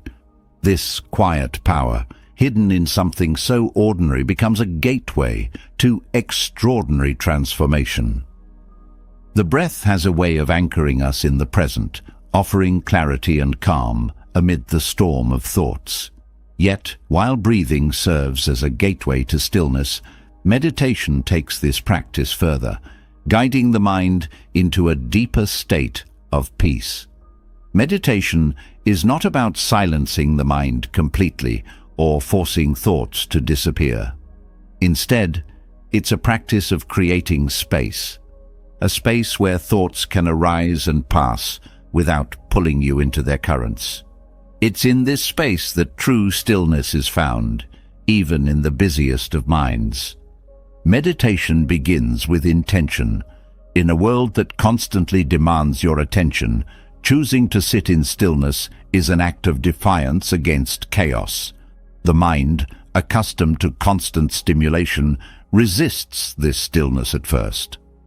Thoughts flood in, each one vying for your attention. But the beauty of meditation lies in learning to observe these thoughts without judgment. You don't have to push them away or hold on to them. Instead, you acknowledge their presence and let them drift away, like leaves carried by a gentle stream. Vipassana meditation, one of the oldest Buddhist practices, offers profound insight into the nature of the mind. At its core, Vipassana is about seeing things as they are, not as you want them to be. It begins with focusing on the breath, using it as a point of concentration to steady the mind. As your focus deepens, you expand your awareness to the sensations in your body, the emotions that arise, and the thoughts that pass through your mind. This practice trains you to observe without reacting, breaking the cycle of overthinking by cultivating equanimity. Through Vipassana, you begin to notice patterns in your thoughts. You see how certain triggers lead to specific mental loops, how emotions fuel overthinking, and how attachment to outcomes keeps you trapped. This awareness is transformative. By observing these patterns without judgment, you weaken their grip on your mind. Over time, you develop the ability to respond to life with clarity and calm, rather than reacting impulsively. One of the most powerful aspects of meditation is its ability to create distance between you and your thoughts. Overthinking often feels overwhelming because it blurs the boundary between the thinker and the thought. Meditation re-establishes this boundary, helping you see that thoughts are not facts. They are fleeting mental events. This shift in perspective reduces their intensity and allows you to engage with them more skillfully. Body scanning, another foundational practice in Vipassana, further enhances this awareness. By systematically observing sensations throughout your body, you train your mind to stay present and attuned to the subtleties of your experience. This practice not only grounds you in the moment, but also reveals how tightly the mind and body are connected. For example, you may notice tension in your shoulders during moments of stress, or a fluttering in your chest when anxiety arises. By acknowledging these sensations without resistance, you create space for them to soften and release. Mantra meditation offers another path to stillness. In this practice, you focus on a word, phrase, or sound, repeating it silently or aloud. The repetition of the mantra acts as a focal point, giving your mind something steady to return to when it wanders. This practice is particularly helpful for quieting a busy mind, as the rhythm of the mantra provides a soothing anchor. Over time, the sound of the mantra fades into the background, leaving behind a profound sense of quiet and presence. Meditation also invites you to explore the concept of impermanence on a deeper level. Thoughts and emotions, no matter how intense, are not permanent. They arise, linger for a while, and eventually pass. When you meditate, you experience this truth firsthand, observing the ebb and flow of your mental and emotional states. This awareness helps you detach from overthinking, as you realize that even the most troubling thoughts are temporary and do not define you. The practice of loving-kindness meditation, or metta, complements Vipassana by cultivating compassion and goodwill. In this practice, you direct kind and loving thoughts toward yourself, loved ones, and eventually all beings. This shift from self-criticism to self-compassion quiets the inner critic that often fuels overthinking. It also fosters a sense of connection and empathy, helping you navigate relationships with greater ease and understanding. Meditation is not about achieving perfection or eliminating thoughts entirely. It's about creating a relationship with your mind that is grounded in curiosity and kindness. This approach transforms overthinking from a source of frustration into an opportunity for growth. Each thought becomes a teacher, revealing something about your habits, fears, or desires. With this mindset, even moments of mental restlessness hold value. Consistency is essential to deepening your meditation practice. Just as physical fitness requires regular exercise, mental clarity requires regular meditation. Start with just a few minutes a day, gradually increasing the duration as your practice develops. The key is to approach it with patience and commitment, understanding that progress is not always linear. Some days your mind will feel calm and focused, other days it will feel restless and scattered. Both experiences are valuable, as they teach you to accept the mind as it is. Meditation also extends beyond the cushion or mat. The stillness you cultivate during formal practice begins to ripple into your daily life. You find yourself responding to challenges with greater composure, listening more deeply in conversations, and noticing the beauty in ordinary moments. This integration of meditation into daily living transforms it from a practice into a way of being. The benefits of meditation are not limited to the mind. Studies have shown that regular meditation reduces stress, improves sleep, lowers blood pressure, and boosts overall well-being. These physical effects reflect the mind-body connection, reminding you that caring for your mental health also supports your physical health. Meditation becomes a holistic practice, nourishing every aspect of your being. Group meditation sessions offer a unique opportunity to deepen your practice. The collective energy of a group can be profoundly grounding, creating a supportive environment where stillness feels more accessible. Sharing the experience with others also fosters a sense of community and connection, reminding you that you are not alone in your journey. As you explore meditation, it's important to approach it with an open heart and mind. Let go of expectations about what it should feel like or how quickly you should see results. Meditation is not about achieving a specific state. It's about showing up for yourself, moment by moment. Each breath, each pause, each moment of awareness is a step toward greater clarity and peace. In the stillness of meditation, you rediscover the quiet wisdom that lies beneath the noise of the mind. This wisdom is not something external that you need to seek. It's already within you, waiting to be uncovered. Through meditation, you learn to access this inner stillness even in the midst of life's busyness.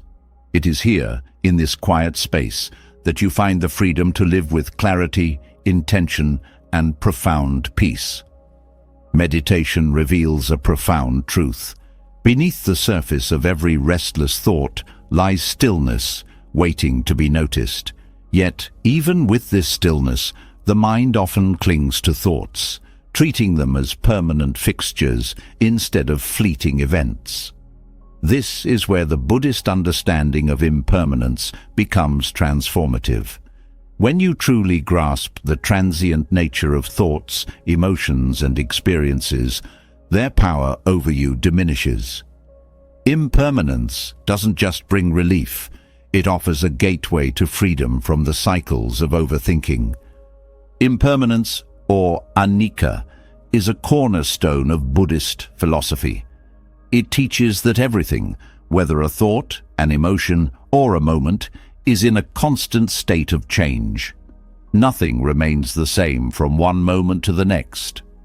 Overthinking thrives on the illusion of permanence, convincing you that a single troubling thought or emotion defines your reality.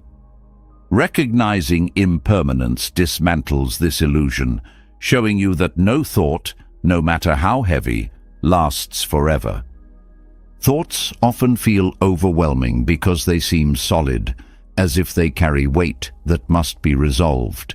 Impermanence reminds you that thoughts are like clouds passing through the sky. They may linger, but they inevitably drift away.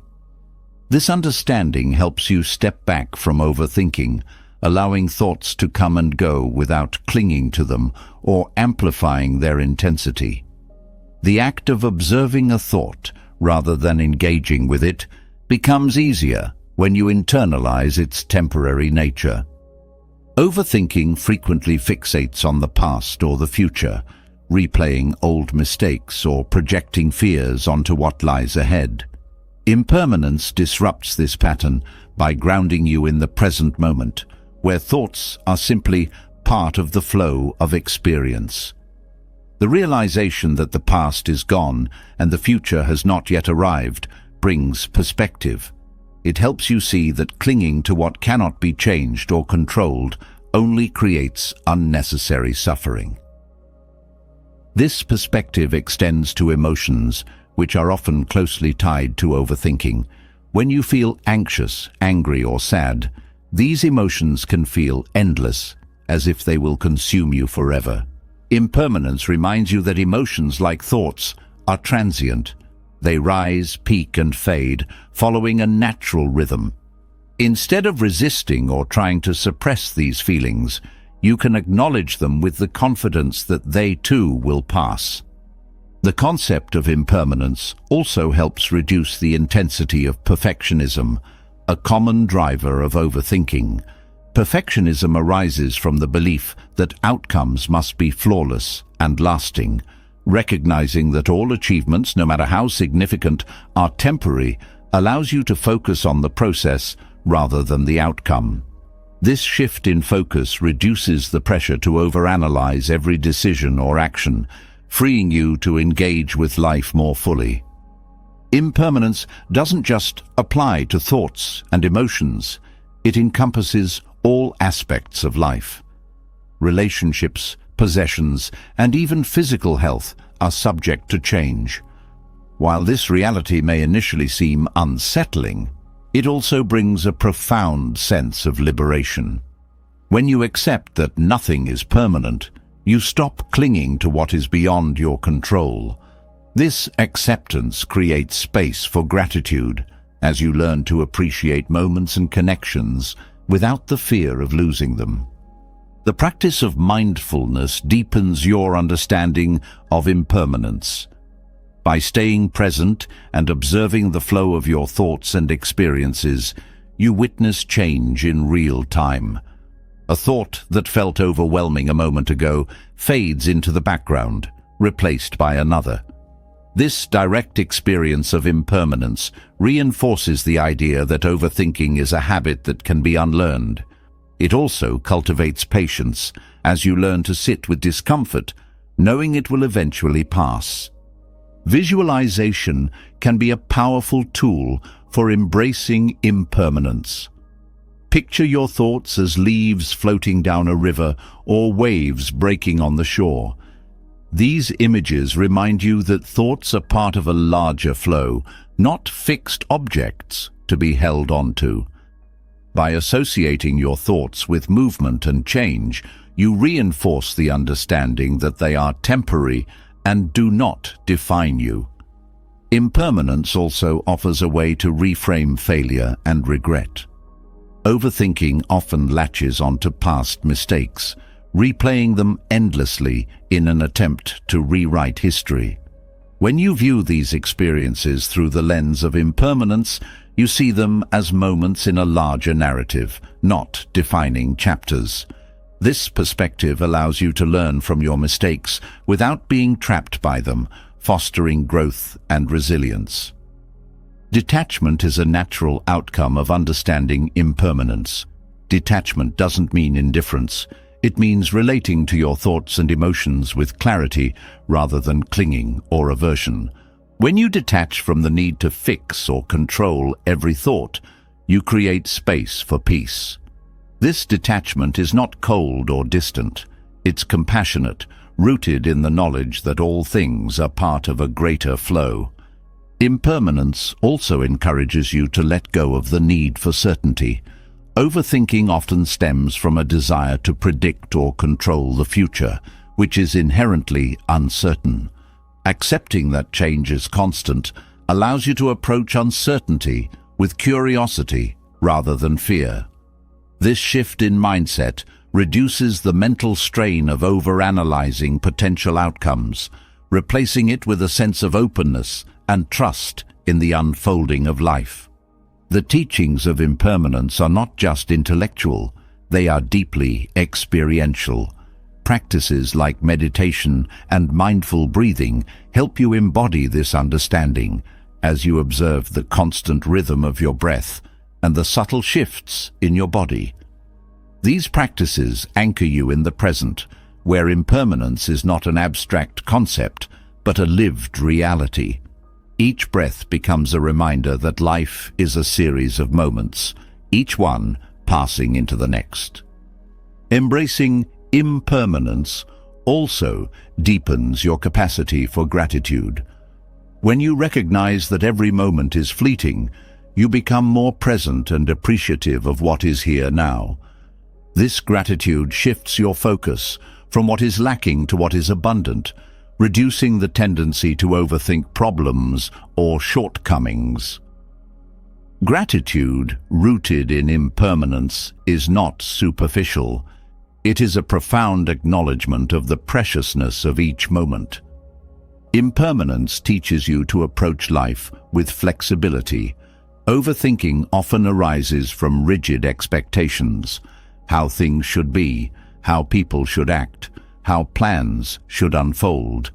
When you understand that life is constantly changing, you become more adaptable, meeting each moment as it is rather than resisting it.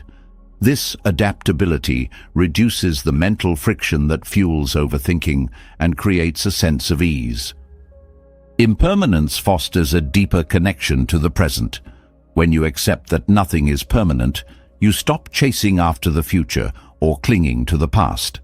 Instead, you immerse yourself fully in the here and now, where life is unfolding in real time. This presence is the antidote to overthinking, as it grounds you in the reality of what is, rather than the stories your mind creates. Understanding impermanence doesn't eliminate challenges or prevent difficult thoughts from arising. Instead, it transforms how you relate to them. You learn to meet life's uncertainties with grace, to hold both joy and sorrow lightly, and to move through the world with a sense of freedom and peace. In recognizing the transient nature of all things, you uncover a truth that quiets the mind and opens the heart. Everything changes, and within that change lies the possibility for growth, healing, and renewal. Recognizing the impermanence of thoughts is like discovering a secret path through a dense forest. It allows you to walk with clarity, knowing the thorns and shadows will not last forever. But even with this insight, the sheer volume of mental chatter can overwhelm, leaving you exhausted from navigating countless thoughts that pull you in opposing directions. The solution lies in decluttering your inner world, not silencing it, but refining it. By focusing only on the essential and releasing the unnecessary, you can create space for calm, purpose, and clarity. Mental clutter often arises from the habit of holding on to everything. Thoughts about the past, worries about the future, self-judgments, and external expectations all vie for your attention. The mind becomes like a cluttered desk, filled with so many items that you can't find what you need. To simplify your inner dialogue, the first step is to notice what fills this space. Awareness is key. You must pause and observe the stream of thoughts, asking yourself which ones truly serve your well-being and which ones merely create noise. One effective method of reducing mental clutter is learning to differentiate between what's within your control and what's not. Many thoughts are tied to outcomes you cannot influence. Dwelling on these only drains your energy and heightens your anxiety. By acknowledging that certain things are beyond your reach, you free yourself from the burden of trying to solve every problem. This mental shift allows you to redirect your focus toward actions and thoughts that align with your values and goals. Simplicity in your inner dialogue also comes from clarity in your intentions. When your mind is scattered, it's often because you're trying to juggle too many priorities at once. Setting clear, intentional goals for your thoughts and actions helps reduce this scatter. Ask yourself, what matters most in this moment? What is my purpose here? These questions act as filters, sifting out the unimportant and leaving you with only what truly matters. Reducing mental clutter also involves letting go of repetitive thinking. Overthinking often revolves around the same concerns, replaying them in endless loops. To break this cycle, bring attention to the root of these repetitive thoughts. Are they driven by fear, guilt, or uncertainty? Understanding their origin can help you address the underlying emotion instead of becoming lost in the mental noise it creates. Once you identify the source, you can approach it with compassion and resolve, rather than allowing it to dominate your mental space. Mindfulness plays a vital role in simplifying your inner dialogue. By staying present and focused, you prevent your thoughts from spiraling into the past or future. For example, if you find yourself worrying about an upcoming event, bring your attention back to the task at hand. Use your senses to ground yourself. Notice the texture of your surroundings, the rhythm of your breath, or the sounds around you. This practice pulls you out of the mental clutter and anchors you in the clarity of the present. Decluttering your mind also involves addressing the narratives you create about yourself and your life. The stories you tell yourself often shape your thoughts, and not all of these stories are helpful. For instance, if you constantly tell yourself that you're not good enough, this belief will fuel a cascade of negative thoughts. Question these narratives. Are they accurate? Are they serving you? Replacing self-defeating stories with empowering ones simplifies your mental landscape and fosters a sense of inner peace. Another powerful technique for reducing mental clutter is journaling. Writing down your thoughts provides a space to release them without judgment. It allows you to sort through your mental noise, identify patterns, and gain perspective. By putting your thoughts on paper, you give them structure, which often makes them feel less overwhelming. Journaling also acts as a release valve, helping you let go of thoughts that no longer serve you. Gratitude is a natural decluttering tool for the mind. When you focus on what you're thankful for, you shift your attention away from what's lacking or troubling you. This perspective helps quiet the mental chatter of dissatisfaction and worry, replacing it with a sense of contentment. Gratitude doesn't mean ignoring challenges, but recognizing the positive aspects of your life amidst them. This balance reduces the mental weight of negativity and fosters a simpler, more focused outlook. Boundaries are crucial for maintaining a clutter-free mind. This includes boundaries with yourself, others, and external influences.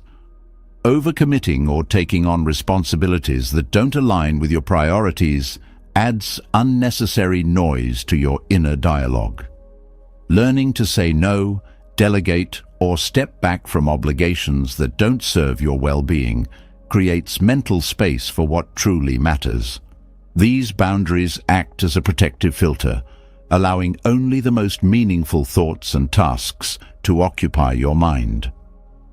Meditation complements these efforts by training the mind to rest in stillness. Through practices like focused attention or body scanning, you learn to observe your thoughts without attaching to them. This observation helps you recognize which thoughts are worth engaging with and which ones can simply be released.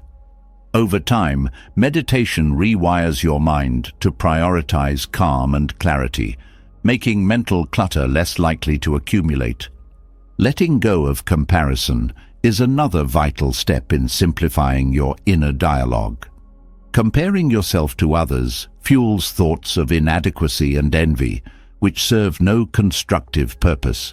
When you focus on your unique journey, you free your mind from the unnecessary weight of external validation. Practicing self-acceptance allows you to approach your thoughts with kindness, reducing the harshness that often accompanies self-criticism. Visualization can also support the process of decluttering your mind. Picture your thoughts as physical objects. Some are light and essential, while others are heavy and unnecessary.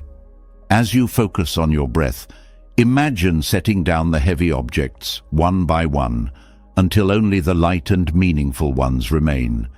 This imagery reinforces the idea that you have control over which thoughts you carry and which ones you let go. Physical decluttering mirrors mental decluttering. Simplifying your external environment reduces the mental load of visual and physical distractions. A tidy space creates a sense of order that translates into your inner world, making it easier to focus and think clearly. This connection between the external and internal underscores the importance of aligning your surroundings with your intention for simplicity. Cultivating patience is essential for reducing mental clutter. The habit of overthinking or holding on to unnecessary thoughts doesn't disappear overnight. Be gentle with yourself as you work through this process, acknowledging progress even in small steps. Each moment of clarity you create adds to a growing sense of inner peace. Simplifying your inner dialogue is not about erasing thoughts, but about curating them. It's about focusing on what serves you and letting go of what weighs you down. By consistently practicing these methods, you create a mental environment that is clear, purposeful, and aligned with your well-being. This clarity becomes the foundation for navigating life's complexities with grace and ease, allowing you to move through the world with a mind that feels lighter, calmer, and more focused. Letting go of mental clutter provides clarity, but what if the patterns of overthinking that linger in your mind are not just random? What if they are echoes of past actions, choices, and intentions? This is where the concept of karma steps in, offering a profound explanation for how your thoughts take shape and how they can be transformed. Karma is not merely about consequences. It's a mirror reflecting the energy you put into the world and the cycles you create within your mind. Understanding karma sheds light on the roots of overthinking and reveals how mindful actions can reshape your thought patterns, leading to greater peace and balance. Karma, often misunderstood as a system of rewards and punishments, is more nuanced. It is the natural law of cause and effect, where every thought, word, and action carries an energy that influences your inner and outer worlds. Overthinking is a reflection of these karmic cycles. Each repetitive thought feeds into a loop, reinforcing patterns that dictate how you perceive and respond to the world. For example, a single instance of self-doubt, if dwelled upon, can grow into a habitual pattern of negative self-talk, shaping how you approach challenges. The first step to breaking free from karmic thought patterns is recognizing that your current mental state is not fixed. Just as past actions and thoughts have shaped the present, the actions and thoughts you cultivate now will shape the future. This perspective is empowering as it shifts the narrative from feeling trapped in overthinking to understanding that you have the ability to influence and transform these patterns. Your mind is not a static entity. It is a dynamic field shaped by intention and attention. Mindful awareness plays a critical role in understanding and reshaping karma. When you observe your thoughts without judgment, you start to see the origins of certain patterns. Perhaps overthinking arises from fear instilled by past experiences or from a tendency to seek control in uncertain situations. By bringing these patterns into awareness, you create space to choose a different response. Mindfulness interrupts the automatic nature of karmic cycles, allowing you to act intentionally rather than reactively. Intentional action is the cornerstone of reshaping karma. If overthinking is fueled by repetitive, unproductive thoughts, then introducing purposeful, positive actions into your daily life can disrupt this cycle. For instance, if you notice that you often dwell on what others think of you, you can counteract this by practicing self-affirmation or engaging in acts of kindness that shift your focus outward. These actions plant new seeds of karma, gradually replacing old patterns with healthier ones. The energy of your intentions also shapes your mental patterns. When your actions are rooted in negativity, such as acting out of anger, resentment, or fear, they reinforce similar energy within your mind. Conversely, actions grounded in compassion, patience, and understanding cultivate a sense of peace. Over time, these intentional shifts in how you approach situations begin to rewire your thought habits. You may find that the once dominant voices of self-doubt or worry become quieter as they are replaced by thoughts that align with your higher intentions. Karma also teaches the importance of responsibility. Overthinking often involves assigning blame to yourself, others, or external circumstances. While certain situations may indeed be beyond your control, karma reminds you that you're always responsible for your response. Taking responsibility for your thoughts and actions empowers you to change the energy you contribute to your mental space. Instead of feeling victimized by overthinking, you recognize that you have the ability to steer your mind toward clarity and positivity. Practicing gratitude aligns seamlessly with karmic principles and helps reshape thought patterns.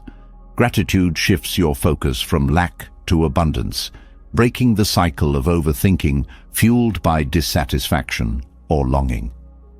When you consciously direct your thoughts toward what you appreciate, you generate positive energy that reinforces a mindset of contentment. This gratitude doesn't just affect the present moment. It becomes a karmic investment in a calmer, more balanced mental state. Karma also illuminates the interconnectedness of thoughts, actions, and outcomes.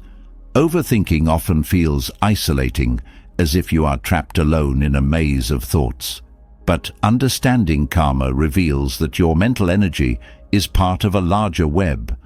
The way you treat yourself, others, and your environment creates ripples that extend far beyond the immediate moment. Recognizing this interconnectedness encourages you to cultivate thoughts and actions that contribute positively not only to your own mind, but also to the world around you. One way to consciously work with karma is through acts of service. When you step out of your own mental loops to help someone else, you break the cycle of self-centered overthinking. Acts of service create positive karmic energy, not just for others, but for yourself as well. They remind you that your worth is not tied to your thoughts or fears, but to your ability to contribute meaningfully to the world. Meditation deepens your understanding of karma and its impact on your thought patterns. In stillness, you can observe the subtle interplay between your thoughts and emotions, noticing how certain mental states give rise to specific reactions. This awareness allows you to consciously redirect your energy toward more constructive paths. For instance, if you notice that frustration often leads to harsh self-talk, you can practice responding with patience instead. These small shifts, repeated consistently, create profound changes in your karmic patterns over time. Detachment is another essential element of working with karma. Overthinking often stems from attachment to specific outcomes, relationships, or self-constructed identities. Karma teaches that attachment creates suffering because it ties your mental energy to things that are inherently impermanent. By practicing detachment, you free yourself from the weight of these attachments, allowing your thoughts to flow more freely. This doesn't mean indifference. It means engaging with life fully while remaining open to its natural ebb and flow. Self-reflection is a practical tool for exploring how karma influences your thought patterns. Taking time to journal or meditate on your actions and intentions helps you identify where your energy is being directed. Are you investing your thoughts in worry or gratitude? Are your actions reinforcing overthinking, or are they fostering clarity? This process of reflection enables you to adjust your focus, ensuring that your mental and emotional energy aligns with the outcomes you wish to create. The concept of karma also reminds you of the power of consistency. Small, mindful actions repeated over time have a cumulative effect on your thought patterns. Just as negative habits can reinforce overthinking, positive habits can gradually replace it with a sense of ease and clarity. This process requires patience, as the shifts may be subtle at first. However, each intentional choice you make adds to a growing momentum of positive change. Understanding karma brings a sense of accountability to your mental habits, but it also offers freedom. When you realize that you have the ability to reshape your thought patterns, you step out of the role of victim and into the role of creator. You are no longer at the mercy of overthinking. You are actively shaping the energy of your mind and your life. This empowerment fosters a sense of hope and motivation to continue cultivating positive thoughts and actions. Karma teaches that change begins within. The patterns of overthinking that once seemed insurmountable are not fixed. They are the result of past energy that can be transformed through conscious effort. Each moment presents an opportunity to plant seeds of mindfulness, compassion, and clarity. As you nurture these seeds, the cycles of overthinking gradually give way to cycles of peace and balance. This transformation is not just a mental shift. It is a deep, karmic realignment that radiates through every aspect of your being. Understanding karma reveals how our actions and intentions shape our thoughts, yet often the most potent source of mental turmoil stems not from the past, but from our attachment to what might happen in the future. Anxiety about outcomes, the need to control, and the fear of failure all bind us to a cycle of overthinking, robbing us of peace in the present. The key to breaking free from this lies in practicing detachment, not indifference, but a mindful release of the need to control what is ultimately beyond our grasp. Detachment begins with a shift in perspective. Much of overthinking arises from the illusion that we can, or must, control every aspect of our lives. We plan, predict, and analyze, believing that if we just think enough, we can secure the perfect outcome. However, life is unpredictable by nature, and clinging to specific expectations often leads to disappointment and frustration. Detachment invites you to release the need for certainty and embrace the flow of life as it unfolds. This doesn't mean giving up on your goals. It means pursuing them with effort and care, while letting go of the idea that your worth or happiness depends on the result. At the heart of detachment is the understanding that outcomes are shaped by countless factors, many of which are beyond your control. You may influence a situation with your actions and intentions, but you cannot dictate every variable that contributes to its result. Recognizing this truth brings a sense of freedom. When you accept that not everything is within your power, you no longer waste energy trying to control the uncontrollable. Instead, you focus on what is within your reach, your choices, your attitude, and your effort.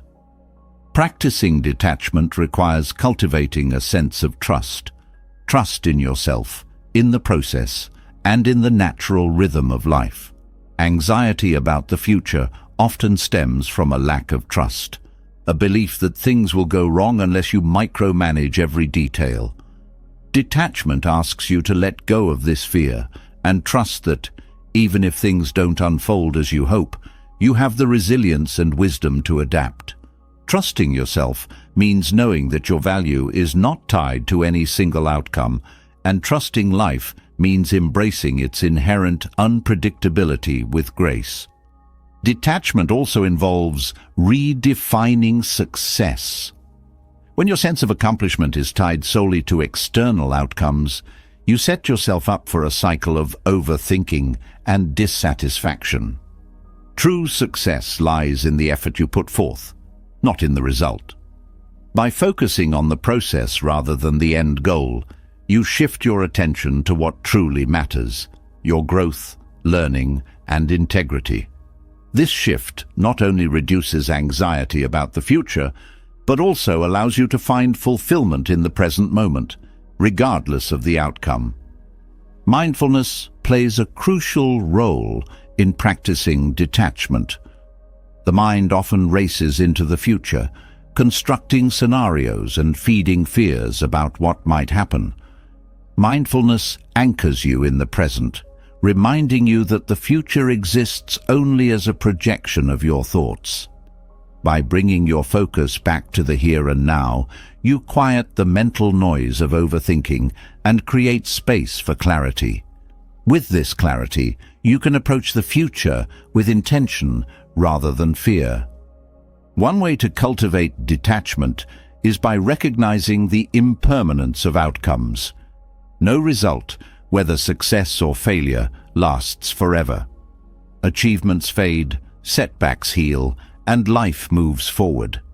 When you understand that outcomes are temporary, you stop clinging to them as if they define your worth. This perspective helps you approach life with a sense of balance, neither overly elated by success nor overly disheartened by failure. Detachment from outcomes allows you to navigate life's highs and lows with equanimity. Another practice that supports detachment is gratitude. When you focus on what you have rather than what you lack or hope to gain, you reduce the mental fixation on future uncertainties. Gratitude shifts your attention from what might happen to what is already here, fostering a sense of contentment and reducing the urgency to control outcomes. This doesn't mean ignoring your goals or aspirations.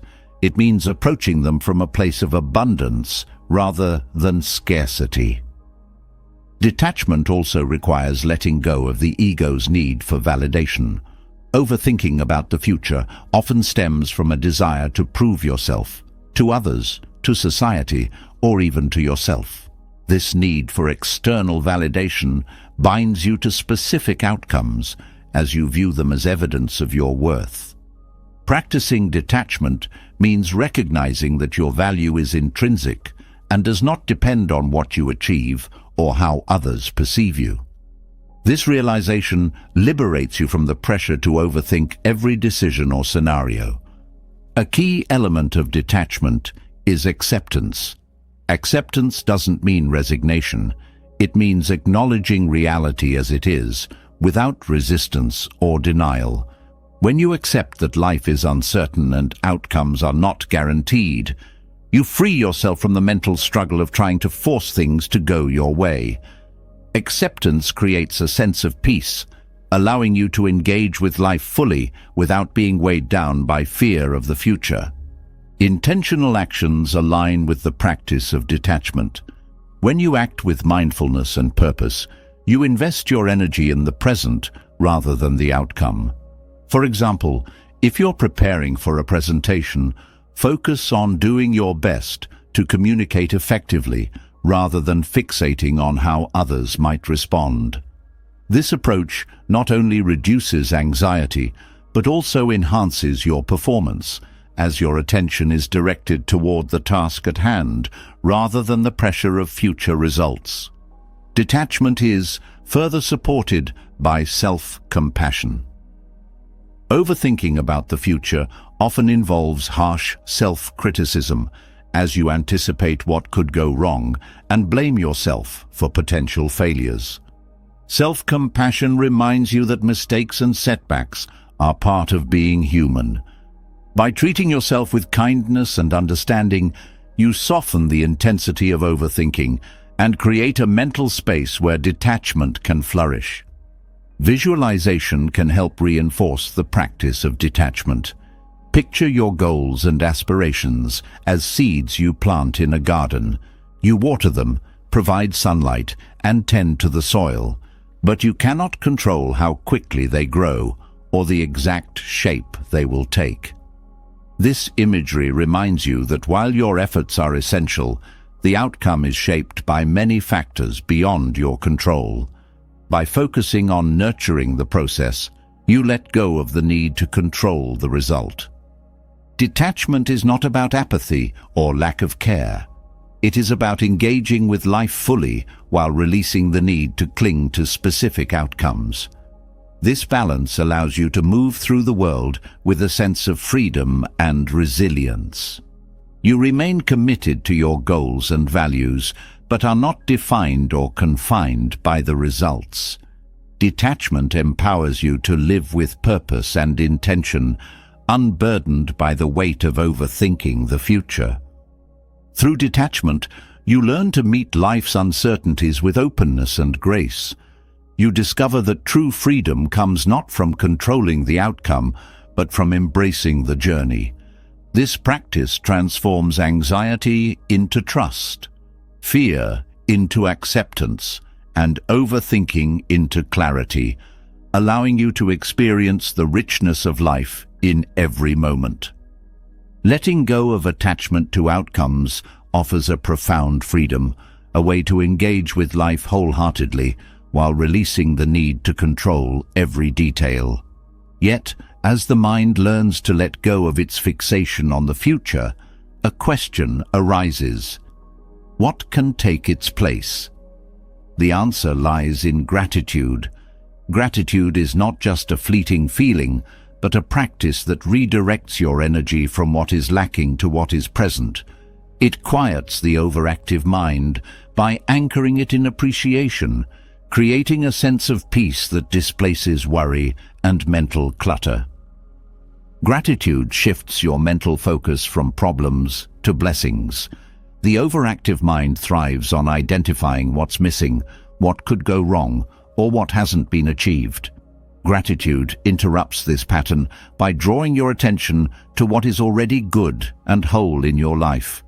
It's a conscious decision to notice the small joys, a smile, a kind gesture, the warmth of sunlight, that often go overlooked in the rush of daily life. This shift in perspective doesn't erase challenges, but reframes them within a broader context of abundance and resilience. The practice of gratitude also counteracts the negativity bias of the mind. The human brain is wired to focus on potential threats and problems as a survival mechanism. While this trait was once essential for physical safety, it often manifests today as chronic overthinking and worry. Gratitude rewires this tendency by training your mind to seek out the positive. Over time, this practice creates a mental habit of looking for what's right rather than fixating on what's wrong, quieting the constant chatter of fear and doubt. Expressing gratitude strengthens this shift. When you actively articulate what you're thankful for, whether through journaling, prayer, or conversation, you solidify the practice in your mind. Writing down 3 things you appreciate each day may seem simple, but it has a profound effect. It forces you to pause and reflect, turning your focus inward to the good that already exists. This daily reflection creates a mental reservoir of positive experiences to draw from, even in challenging times. Gratitude also nurtures a sense of connection. Overthinking often isolates you, trapping you in your own worries and fears. Gratitude, however, broadens your awareness, reminding you of the people, experiences, and circumstances that support and enrich your life. It fosters a sense of interdependence, showing you that you are not alone and that the world is filled with sources of kindness and support. This sense of connection reduces the loneliness and anxiety that fuel overthinking. Practicing gratitude requires presence. The overactive mind tends to dwell on the past or anticipate the future, pulling you away from the now. Gratitude grounds you in the present moment by focusing your attention on what is real and immediate. For example, when you pause to appreciate the taste of your morning coffee or the sound of birds outside your window, you pull your mind back from its restless wandering. These moments of presence create mental stillness, offering a reprieve from the constant stream of thoughts. Gratitude is also deeply linked to acceptance. Overthinking often arises from a desire to change or control circumstances, leading to frustration when things don't go as planned. Gratitude teaches you to appreciate what is, even when it isn't perfect. This doesn't mean ignoring problems or giving up on aspirations. It means finding value in the journey, not just the destination. By focusing on what you have rather than what you lack, you cultivate contentment and reduce the mental strain of striving. The relationship between gratitude and resilience is powerful. When faced with difficulties, the mind tends to spiral into worry, amplifying the problem. Gratitude acts as a stabilizer, helping you recognize the resources and strengths that can help you navigate challenges. It shifts your focus from what is wrong to what can be done, empowering you to face obstacles with confidence and clarity. This perspective quiets the fear-driven loops of overthinking and replaces them with constructive thought patterns. Gratitude is not limited to the extraordinary. It thrives in the ordinary. The overactive mind often overlooks simple joys, fixating instead on grand achievements or distant goals. Gratitude reminds you to find beauty and meaning in the small moments, the comfort of a favorite chair, the laughter of a friend, the rhythm of your breath. By valuing these everyday experiences, you create a steady foundation of appreciation that counters the restlessness of overthinking. Practicing gratitude for yourself is equally important. Overthinking often involves harsh self-criticism, replaying perceived mistakes, or questioning your worth. Gratitude toward yourself means acknowledging your efforts, strengths, and growth. It's recognizing that despite challenges, you are doing your best. This self-directed gratitude softens the inner critic, creating a more compassionate inner dialogue that quiets unnecessary mental noise. Gratitude also shifts your relationship with time. Overthinking tends to distort time, making past regrets and future fears feel more immediate than they are. Gratitude anchors you in the present, helping you see each moment as a gift rather than a problem to solve. This perspective reduces the urgency and anxiety that come with trying to control time, allowing you to experience life with greater ease and flow. One way to deepen your gratitude practice is through mindful breathing. With each inhale, you can reflect on something you're thankful for, and with each exhale, you can release tension or worry. This simple practice combines the grounding effects of mindfulness with the transformative power of gratitude, creating a sense of calm and balance. It's a tangible reminder that gratitude is not just a thought, but an experience that can be felt in the body and mind. The benefits of gratitude extend beyond the mind, influencing your relationships as well. Expressing appreciation to others strengthens bonds and fosters goodwill, creating a positive cycle of connection and support. When you acknowledge the kindness of others, you reinforce their sense of value, which often leads to more acts of kindness. This exchange of gratitude builds a network of mutual care that reduces the loneliness and isolation that fuel overthinking.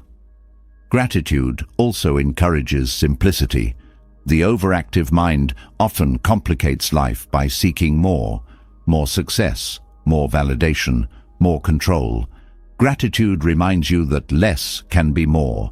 It helps you focus on what truly matters, clearing away the mental clutter of unnecessary desires. This simplicity creates space for clarity and peace, reducing the mental strain of constantly seeking what you already have in abundance. Visualization can enhance your gratitude practice. Picture your thoughts as seeds and gratitude as the sunlight and water that help them grow. By focusing on what you appreciate, you nourish the positive aspects of your mind, allowing them to flourish. This visualization reinforces the idea that gratitude is an active process, one that requires intention and care. Gratitude transforms your perspective on challenges. Instead of seeing difficulties as purely negative, you begin to see them as opportunities for growth and learning. This shift doesn't minimize the pain or effort involved, but frames it within a broader context of appreciation. Even in hardship, there are lessons, strengths, and moments of grace to be found. Recognizing these helps quiet the mind's tendency to dwell on the negative and fosters a sense of hope. Through gratitude, you learn to quiet the overactive mind, not by silencing it, but by redirecting it. You cultivate a mindset that values presence over perfection, connection over isolation, and appreciation over worry. This practice doesn't just change your thoughts, it changes how you experience life, bringing a sense of peace and fulfillment that overthinking could never provide. Gratitude has a way of softening the sharp edges of the mind, redirecting its restless energy toward appreciation and calm. Yet, even with a focus on what is good and present, the reality is that negative thoughts still arise. They creep in during moments of doubt, challenge, or discomfort, casting a shadow over your clarity. But negative thoughts are not enemies to be fought. They are signals, opportunities to grow, and teachers in disguise. The key is not to suppress or escape them, but to meet them with wisdom, compassion, and the tools to transform their weight into lightness. Negative thoughts often feel overwhelming because they are tied to deeper layers of suffering. Whether rooted in fear, anger, or regret, they pull you into a loop of emotional distress. The first step in dealing with these thoughts is to recognize their presence without judgment. Often, the initial reaction to a negative thought is resistance or denial, which only strengthens its hold. Instead, by acknowledging the thought as it is, a fleeting mental event, you create space between yourself and the negativity. This space allows you to observe without being consumed, breaking the cycle of overthinking and emotional reactivity. Mindfulness is essential in this process. By bringing your attention to the present moment, you disrupt the patterns of rumination that fuel negative thoughts. When you focus on your breath, the sensations in your body, or the sounds around you, you anchor yourself in reality rather than the stories your mind creates. Mindfulness does not eliminate negative thoughts, but it changes your relationship with them. You learn to see them as passing clouds rather than permanent truths, reducing their power to shape your emotions and actions. Reframing is another powerful tool for transforming negative thoughts. Often, negativity arises from rigid thinking, expectations that life should unfold in a specific way, or that mistakes define your worth. Reframing involves shifting your perspective to see challenges as opportunities for growth, rather than as insurmountable obstacles.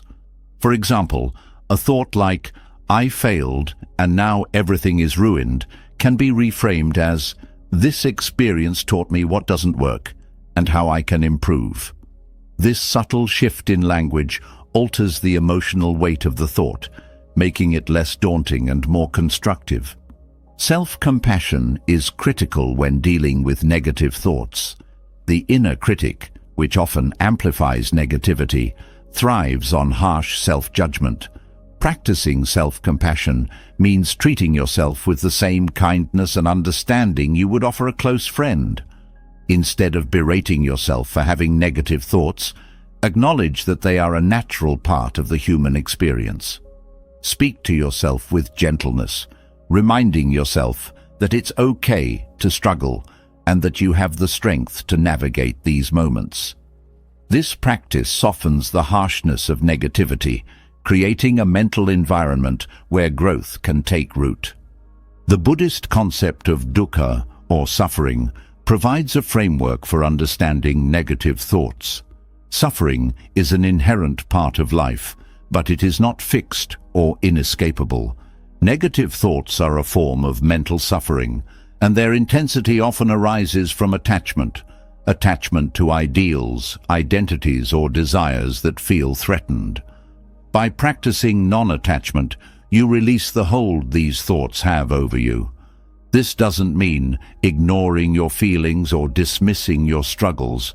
It means approaching them with equanimity, recognizing that they are transient and do not define you. Meditation deepens this understanding. In meditation, you sit with your thoughts, observing them without clinging or pushing them away. Over time, this practice reveals the impermanence of even the most intense negative emotions. You witness how they arise, peak, and fade, much like waves in the ocean. This experiential understanding reduces the fear and urgency often tied to negativity, allowing you to meet it with calm and clarity. Through meditation, you cultivate a mind that is both open and resilient, capable of holding even difficult thoughts without being overwhelmed. Gratitude and negativity cannot coexist fully in the same mental space. While negative thoughts often focus on what is lacking, gratitude redirects your attention to what is present and fulfilling. When negativity arises, consciously shifting your focus to something you are thankful for can neutralize its impact. This doesn't mean ignoring the negative thought, but balancing it with an awareness of the positive. For instance, if a thought about failure arises, you might counter it with gratitude for the courage it took to try. This balance fosters perspective, reducing the dominance of negativity. Journaling is another effective practice for confronting and reframing negative thoughts. Writing down your thoughts provides a tangible way to process them, turning abstract mental loops into structured reflections. As you write, you may notice patterns or triggers that fuel your negativity. This awareness allows you to address these underlying factors rather than simply reacting to the surface-level thought. Journaling also provides a safe space to express emotions without fear of judgment, helping you release their intensity and gain clarity. Compassion toward others plays a surprising role in dealing with negative thoughts. Negativity often narrows your focus, centering your attention on personal struggles and amplifying their weight. Acts of compassion, whether through helping someone, offering kindness, or simply listening, shift your perspective outward. They remind you of the interconnectedness of life and the shared nature of human challenges.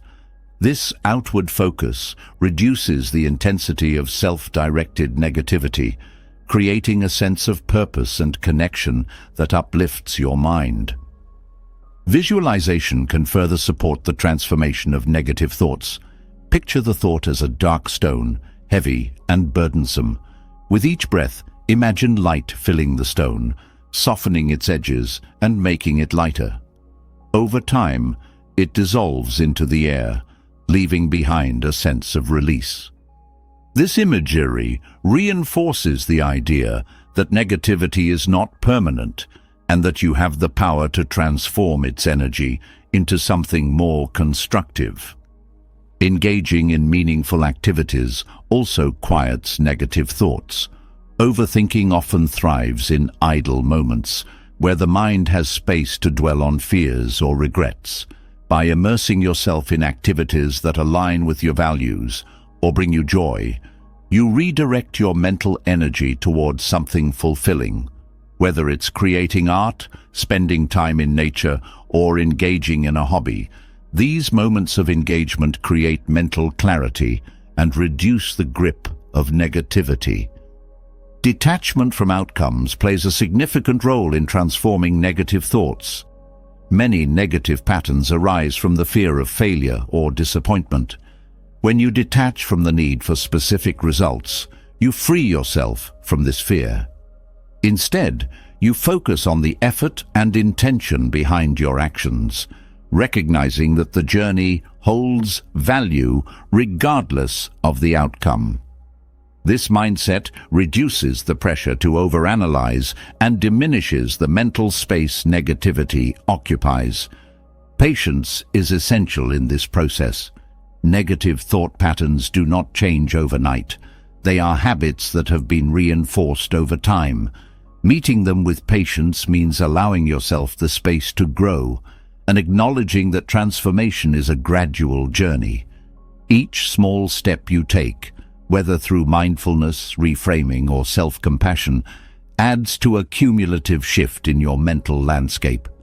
With time and consistency, you cultivate a mind that not only confronts negativity, but transforms it into a source of strength and wisdom. In embracing these practices, you learn that negative thoughts are not roadblocks, but stepping stones. They reveal areas of growth, deepen your understanding of yourself, and strengthen your resilience.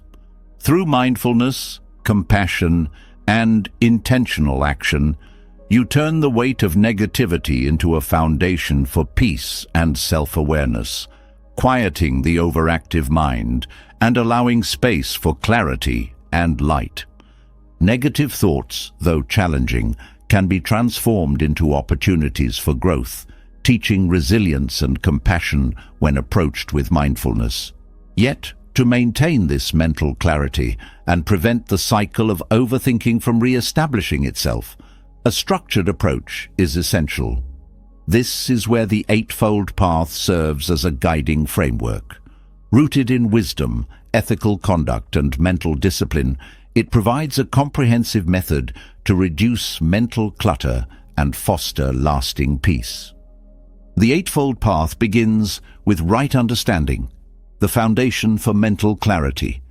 This principle emphasizes seeing things as they truly are, free from distortions created by fear, desire, or ignorance. Overthinking often arises from misinterpretations or exaggerated concerns about reality. When you cultivate right understanding, you develop the ability to discern between what is true and what is simply a construct of the mind. This clarity reduces unnecessary mental noise, allowing you to approach life's challenges with a grounded and balanced perspective.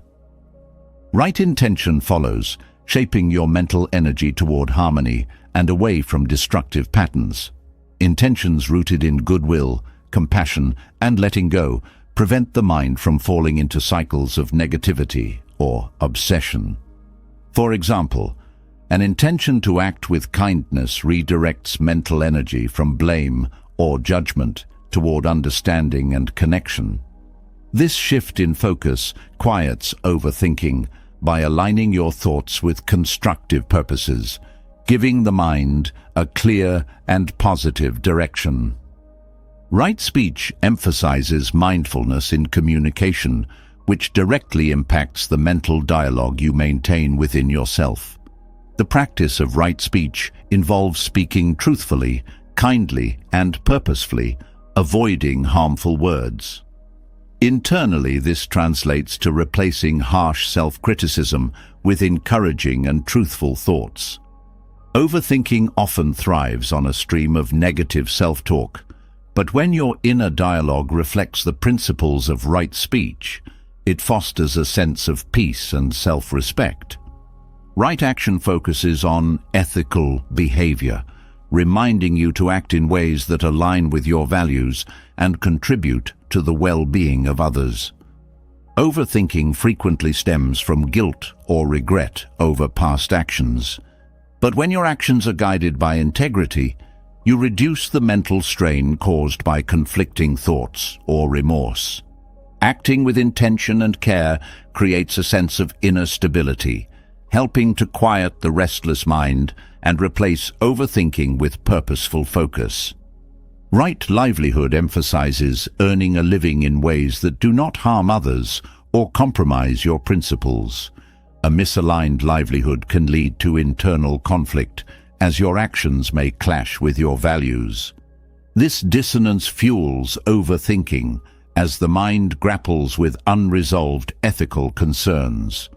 Choosing a livelihood that reflects your commitment to integrity and compassion brings congruence between your actions and beliefs, fostering mental peace and clarity.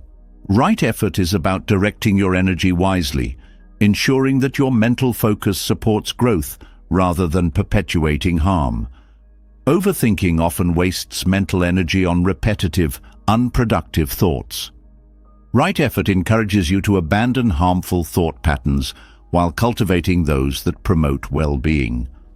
This involves consistently redirecting your focus toward what serves your highest good, creating a mental environment that supports clarity and resilience. Right mindfulness builds on this by cultivating awareness of the present moment. Overthinking frequently pulls you into the past or the future, leaving you disconnected from the reality of now.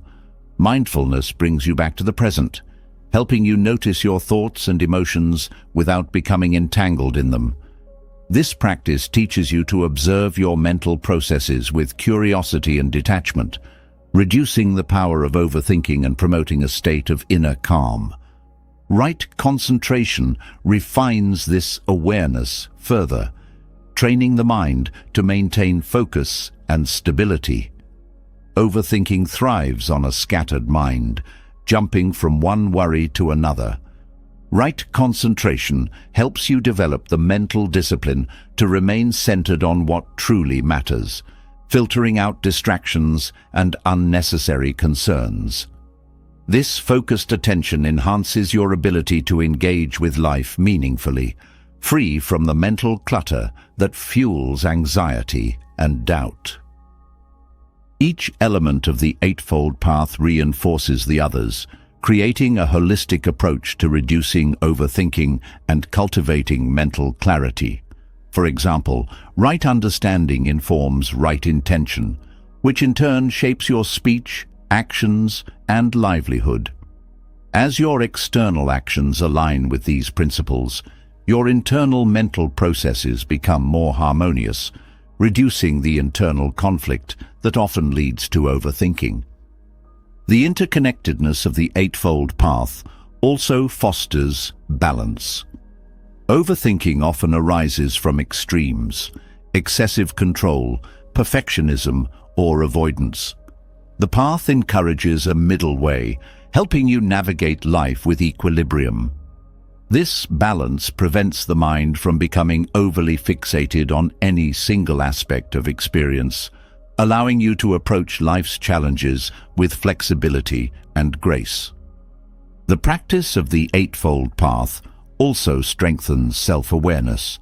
Overthinking often occurs when the mind operates on autopilot, driven by habits and assumptions. By consciously applying the principles of the path, you become more attuned to your thoughts, emotions, and behaviors.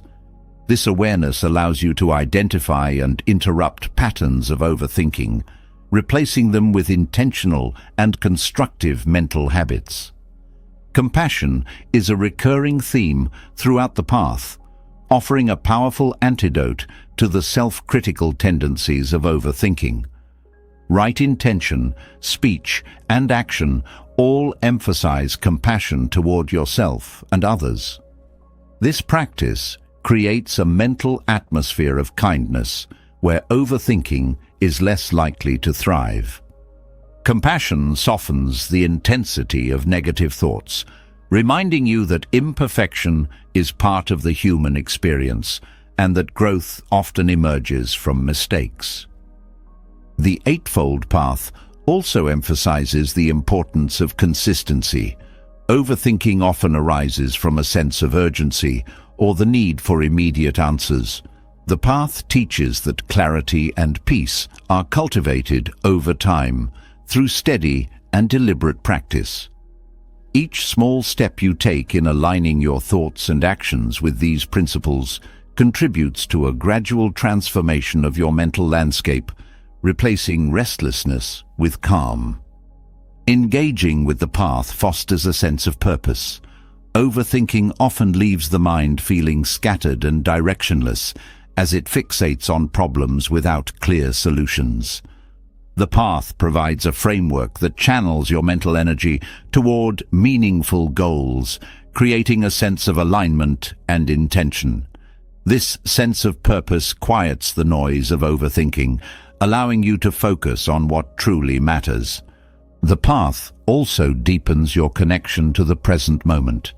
Overthinking pulls you into hypothetical scenarios or unresolved issues, leaving you disconnected from the richness of now. By practicing mindfulness and concentration, you train your mind to stay anchored in the present, where peace and clarity naturally arise. This presence reduces the mental clutter that fuels overthinking, fostering a sense of simplicity and ease. Ultimately, the Eightfold Path offers more than a guide to mental clarity. It is a way of life. It invites you to engage with the world authentically, aligning your thoughts, actions, and intentions with your highest values. In doing so, it transforms not only your relationship with overthinking, but also your experience of life itself. The path teaches that clarity and peace are not destinations to be reached, but practices to be embodied moment by moment. As you walk this path, you discover that the mind, once restless and overburdened, can become a source of stillness, wisdom, and joy. As the Eightfold Path offers a framework for clarity, it also reveals something profound about the nature of the mind. Much of its turbulence stems from craving and desire. These forces pull the mind in countless directions, creating tension and fueling the very overthinking that disturbs inner peace. When we peel back the layers of restlessness, we often find desire at its root, whether it's the desire for control, certainty, or validation. Buddhist teachings uncover how this endless craving keeps the mind in a loop of dissatisfaction, while also offering a path to freedom from its grasp. Overthinking thrives on craving because the mind fixates on outcomes, possessions, or ideas it feels will complete or satisfy it. Desire tells you that fulfillment lies just beyond the horizon, in the next achievement or the resolution of the next problem. This constant longing traps you in a cycle of chasing something that never truly arrives.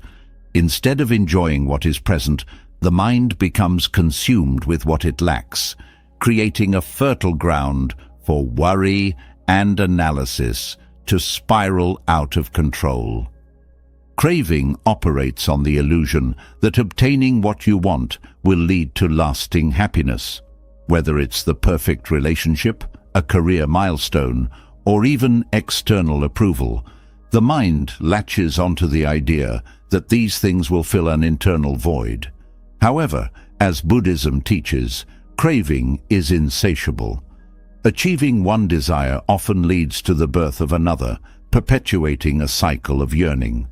This endless loop is one of the primary sources of suffering, as it binds you to a mental state of restlessness and dissatisfaction. Buddhist teachings on impermanence provide a profound antidote to this cycle. When you truly understand that everything is transient, emotions, possessions, and even achievements, you begin to see the futility of clinging to desires as a source of happiness. This doesn't mean giving up on goals or aspirations, but approaching them with a sense of detachment. Instead of craving specific outcomes, you learn to engage with the process, finding joy and meaning in the present moment, rather than postponing fulfillment until a future point that may never arrive. Mindfulness reveals how craving manifests in your daily thoughts. Pay attention to how often your mind drifts toward wanting things to be different, wanting more, or wanting to avoid discomfort. This awareness is not about judging these tendencies, but about recognizing how they fuel overthinking. For example, a desire for approval might lead you to overanalyze conversations, replaying them in your mind to ensure you said the right things. When you notice this pattern, you can pause and gently redirect your attention to the present, breaking the mental loop. Letting go of desire does not mean apathy or indifference. It means releasing the attachment to specific outcomes while fully engaging with life. This balance, often described as the middle way, allows you to pursue goals and relationships with care and effort, but without the weight of craving. When you are no longer fixated on obtaining or controlling, the mind becomes lighter and more focused, reducing the mental chatter that comes from constantly seeking. The practice of non-attachment, central to Buddhist teachings, offers a way to navigate life without being dominated by desire. Non-attachment doesn't mean withdrawing from the world. It means engaging with it fully, without clinging. For instance, you can work toward a promotion with dedication, but if it doesn't materialize, your sense of self-worth remains intact. This mindset reduces the fear of failure and the anxiety that comes from attaching your identity to external markers of success. Compassion is another key to addressing the role of desire in overthinking. Craving often stems from a place of self-centeredness, where the focus is on what you lack or need. Compassion expands your perspective, shifting the focus from yourself to the well-being of others. When you act from a place of compassion, your desires become less about acquiring and more about giving. This shift in intention quiets the mind, replacing restless yearning with a sense of purpose and connection. Gratitude also counters the effects of craving. When you focus on what you already have, the pull of desire weakens. Overthinking often thrives in a mental environment of scarcity, where the mind fixates on what's missing. Gratitude shifts this focus to abundance, reminding you of the richness of your current experience. This perspective reduces the urgency of craving and the mental noise it creates, fostering a sense of peace and contentment. Meditation deepens your understanding of how craving fuels overthinking. In meditation, you may notice how often your mind drifts toward desires, whether it's replaying past regrets or planning future achievements. By simply observing these thoughts without attaching to them, you train your mind to let go. Over time, this practice reduces the grip of craving, creating space for clarity and stillness. Meditation teaches you that you don't need to chase every thought or desire that arises. Instead, you can let them pass like clouds in the sky. Craving often disguises itself as a need for control. The mind convinces you that if you can just manage every detail, you'll find peace. But this need for control is an illusion, as life's unpredictability cannot be tamed. Accepting this truth liberates you from the exhausting mental effort of trying to control the uncontrollable. When you release this need, you free yourself from the overthinking that stems from trying to anticipate and manipulate every outcome. The teachings on the Four Noble Truths illuminate how craving underpins much of human suffering. The first truth acknowledges the presence of suffering, while the second identifies craving as its root cause. The third truth offers hope by showing that liberation from this suffering is possible, and the fourth provides the Eightfold Path as a guide. Together, these teachings remind you that the cycle of craving and overthinking is not inevitable. It can be broken through mindful awareness and intentional action. Self-compassion plays a vital role in this process. Craving often arises from a sense of lack or unworthiness, where the mind believes it needs something external to feel complete. Self-compassion reminds you that you're already enough, just as you are. This inner affirmation reduces the power of craving and the mental loops it creates, allowing you to approach life with a sense of wholeness and ease. Living simply is another way to address the connection between overthinking and desire.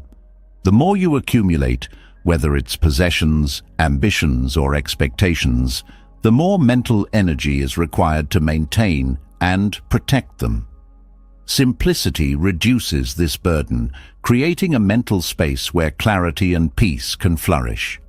By focusing on what truly matters, you reduce the distractions that fuel overthinking, allowing your mind to settle into a state of calm. The Buddhist concept of right effort is particularly relevant in this context.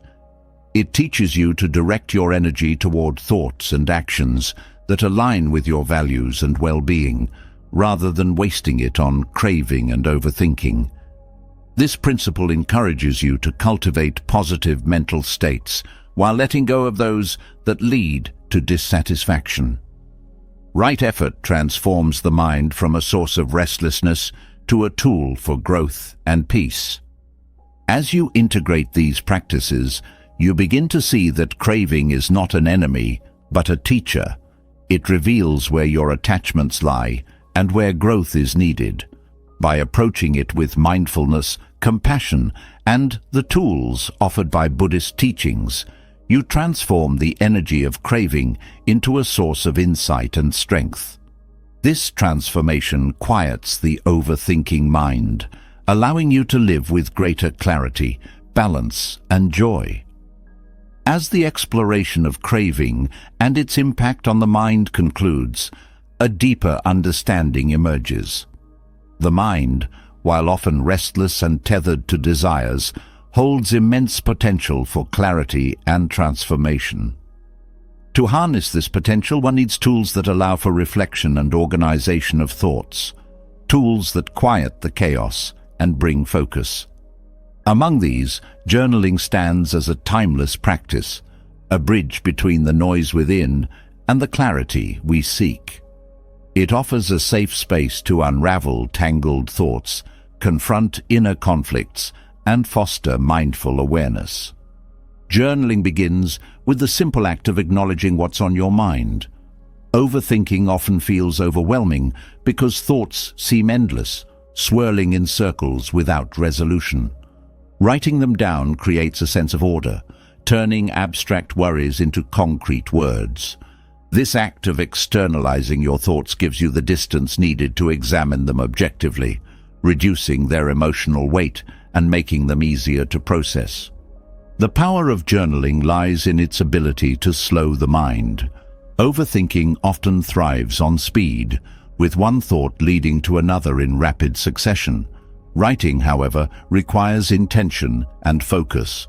As you put pen to paper or type each word, you naturally pause, creating gaps between thoughts.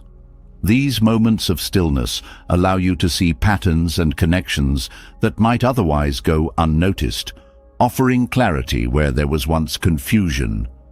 Mindful journaling transforms the practice into more than just a recounting of events. It encourages you to write with presence, paying attention not only to what you're expressing, but also to how it feels. This awareness deepens your understanding of your inner world, revealing the emotions and beliefs driving your thoughts. For example, a recurring worry might stem from a fear of failure or a desire for validation. Recognizing these underlying themes is the first step toward addressing them constructively.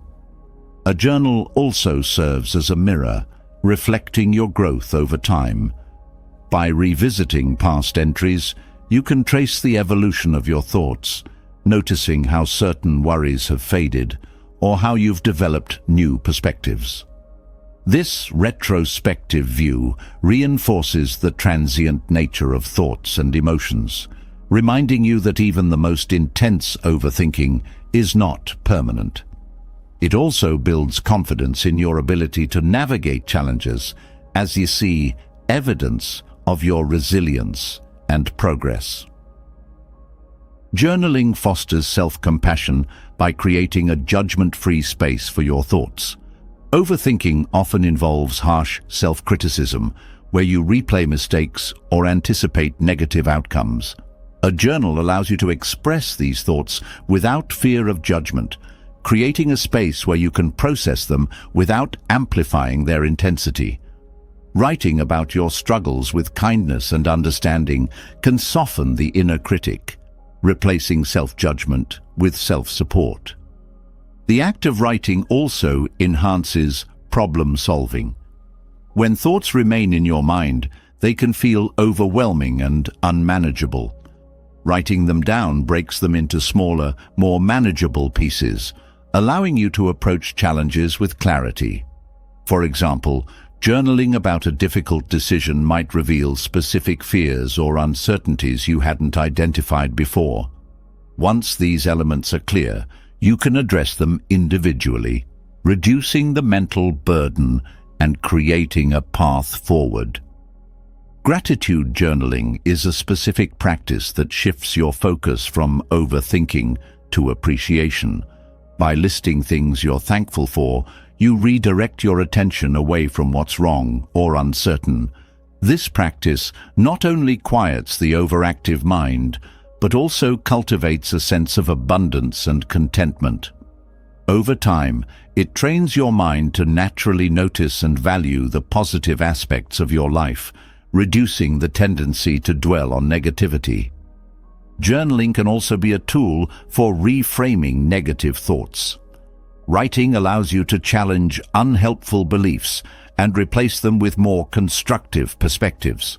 For instance, if you're overthinking a perceived failure, you can use your journal to explore what you've learned from the experience and how it might contribute to future growth. This reframing process reduces the emotional charge of negative thoughts, helping you move forward with greater confidence and clarity. Visualization through journaling is another powerful technique. Instead of simply writing about what worries you, you can describe how you would like to feel or the outcomes you hope to achieve. By focusing on positive possibilities, you train your mind to shift from anxiety-driven overthinking to solution-oriented thinking. This practice reinforces a sense of agency and optimism, empowering you to approach challenges with a constructive mindset. Journaling also creates a sense of routine and stability. Overthinking often arises during moments of uncertainty or change when the mind seeks control. Establishing a regular journaling practice provides a grounding ritual, offering a sense of consistency amidst life's unpredictability. This routine becomes a touchstone, a reliable space where you can process your thoughts and regain balance. Expressive writing, a form of journaling that focuses on emotions, can be particularly effective for processing difficult experiences. By writing about how you feel, you release pent-up emotions that might otherwise fuel overthinking. This release not only lightens your mental load, but also helps you gain clarity about your emotional responses, enabling you to address them in a healthy and mindful way. The physical act of journaling, whether through writing by hand or typing, also engages your senses, creating a tactile connection to your thoughts. This sensory engagement helps anchor you in the present moment, reducing the tendency for your mind to wander into past regrets or future worries. It transforms journaling into a mindfulness practice, where each word written becomes an opportunity to center yourself and reconnect with the here and now. A journal can also serve as a space for setting intentions. Overthinking often focuses on what could go wrong, creating a sense of helplessness. By using your journal to articulate your intentions and the steps you can take toward them, you shift your focus from worry to action. This intentional approach fosters a sense of empowerment, reminding you that you have the ability to influence your circumstances. Journaling fosters self-awareness by helping you identify triggers and patterns in your overthinking. For example, you might notice that certain situations consistently lead to spiraling thoughts, or that specific beliefs underlie your worries. This awareness allows you to address these triggers proactively, whether through mindfulness, reframing, or other strategies. It equips you with the tools to interrupt the cycle of overthinking before it takes hold. The flexibility of journaling makes it a versatile tool for thought management. Whether you prefer structured prompts, free writing, or guided reflections, the practice can be tailored to meet your needs. This adaptability ensures that journaling remains a supportive and accessible tool, regardless of where you are on your journey toward mental clarity. As you continue to engage with your journal, you may notice a gradual shift in your relationship with your thoughts. What once felt overwhelming or chaotic becomes more manageable and clear. The practice of journaling transforms the act of thinking into a mindful exploration, turning overthinking into a pathway for growth and understanding. Through this simple yet profound practice, you create a mental space where clarity, peace, and self-awareness can flourish. Journaling fosters self-awareness and clarity, providing a pathway to disentangle thoughts and confront inner conflicts. But even with this clarity, the mind often craves a deeper sense of warmth and connection, especially when dealing with the relentless currents of self-criticism and emotional turbulence. This is where loving-kindness meditation, or metta, becomes transformative. Rooted in compassion, this practice extends kindness to yourself and others, soothing agitation and fostering a profound inner calm that transcends fleeting emotions. Loving kindness. Meditation begins with cultivating kindness toward yourself. Often the mind is harshest when it turns inward, replaying mistakes, regrets, or perceived shortcomings. By intentionally repeating phrases such as, "May I be happy," "May I be healthy," "May I live with ease," you plant seeds of compassion within your mind. This practice isn't about convincing yourself of something false, but about creating an environment where self-acceptance can grow. As these affirmations take root, they soften the inner critic, replacing harsh judgments with a gentler understanding of your imperfections. Extending compassion to yourself has a ripple effect. When you are kind to yourself, your capacity for understanding and patience grows, allowing you to navigate life's challenges without being overwhelmed. Overthinking often stems from an internal struggle, an inability to reconcile your actions with your expectations. Loving kindness. Meditation dissolves this struggle by encouraging you to approach yourself with the same care you would offer a close friend. This shift not only reduces mental agitation, but also creates a foundation for authentic peace. As the practice deepens, the circle of compassion expands outward. From self-compassion, you extend kindness to loved ones, acquaintances, and even those with whom you have conflict. Repeating phrases such as, "May they be happy," "May they be free from suffering," helps dissolve feelings of anger or resentment. These emotions, if left unchecked, often fuel overthinking as the mind replays grievances or anticipates future confrontations. Loving kindness. Meditation interrupts this cycle, replacing resentment with a sense of connection and understanding. Focusing on others during metta practice also redirects the mind from self-centered worries. Overthinking often narrows your perspective, creating a loop of concerns about your own experiences. When you shift your focus to the well-being of others, you step outside this loop, seeing the world through a broader lens. This outward focus reduces the intensity of your mental chatter, reminding you of the shared nature of human challenges and the interconnectedness of all beings. The physical effects of loving-kindness meditation are equally profound.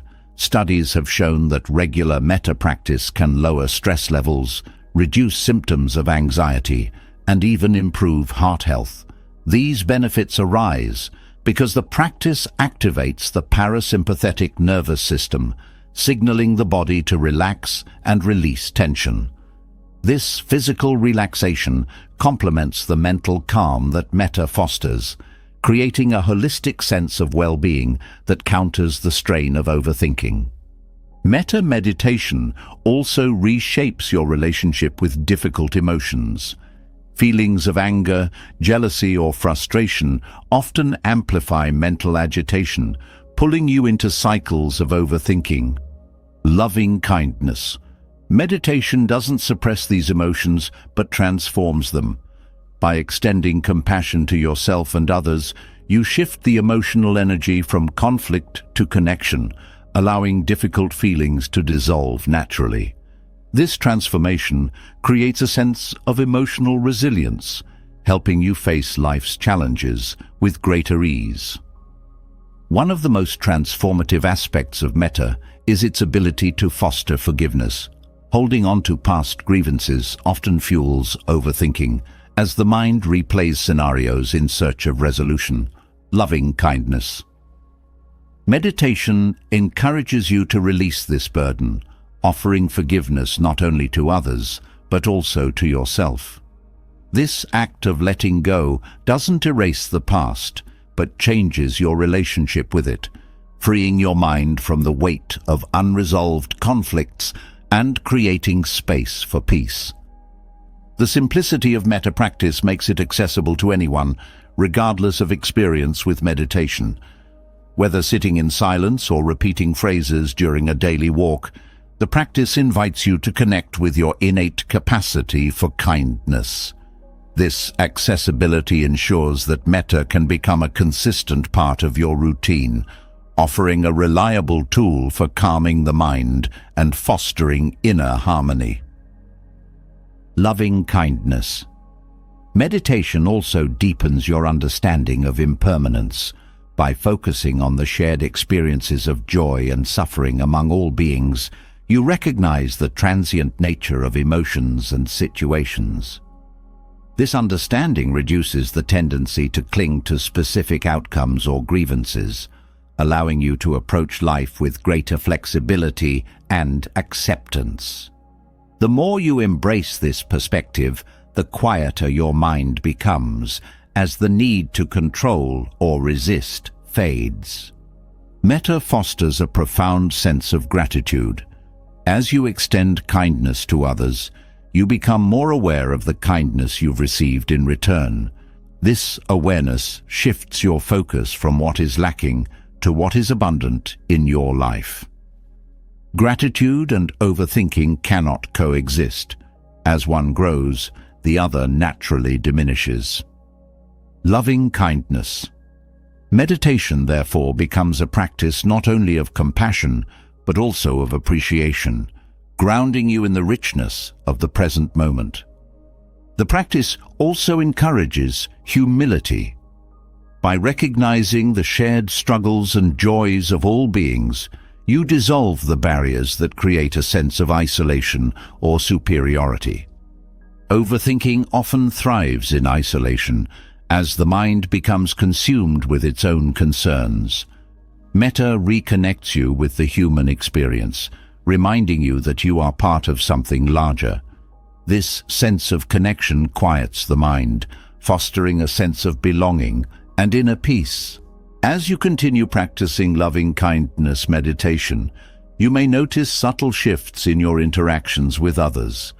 Compassion becomes not just a practice, but a way of being, influencing how you respond to challenges and conflicts.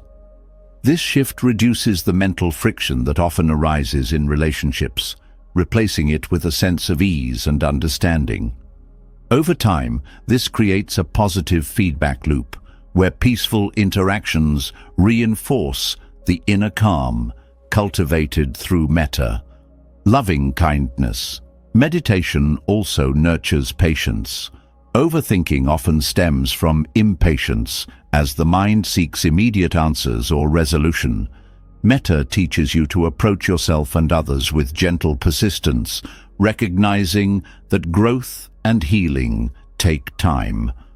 This patience extends to your thoughts, allowing you to sit with discomfort without feeling the need to fix or escape it.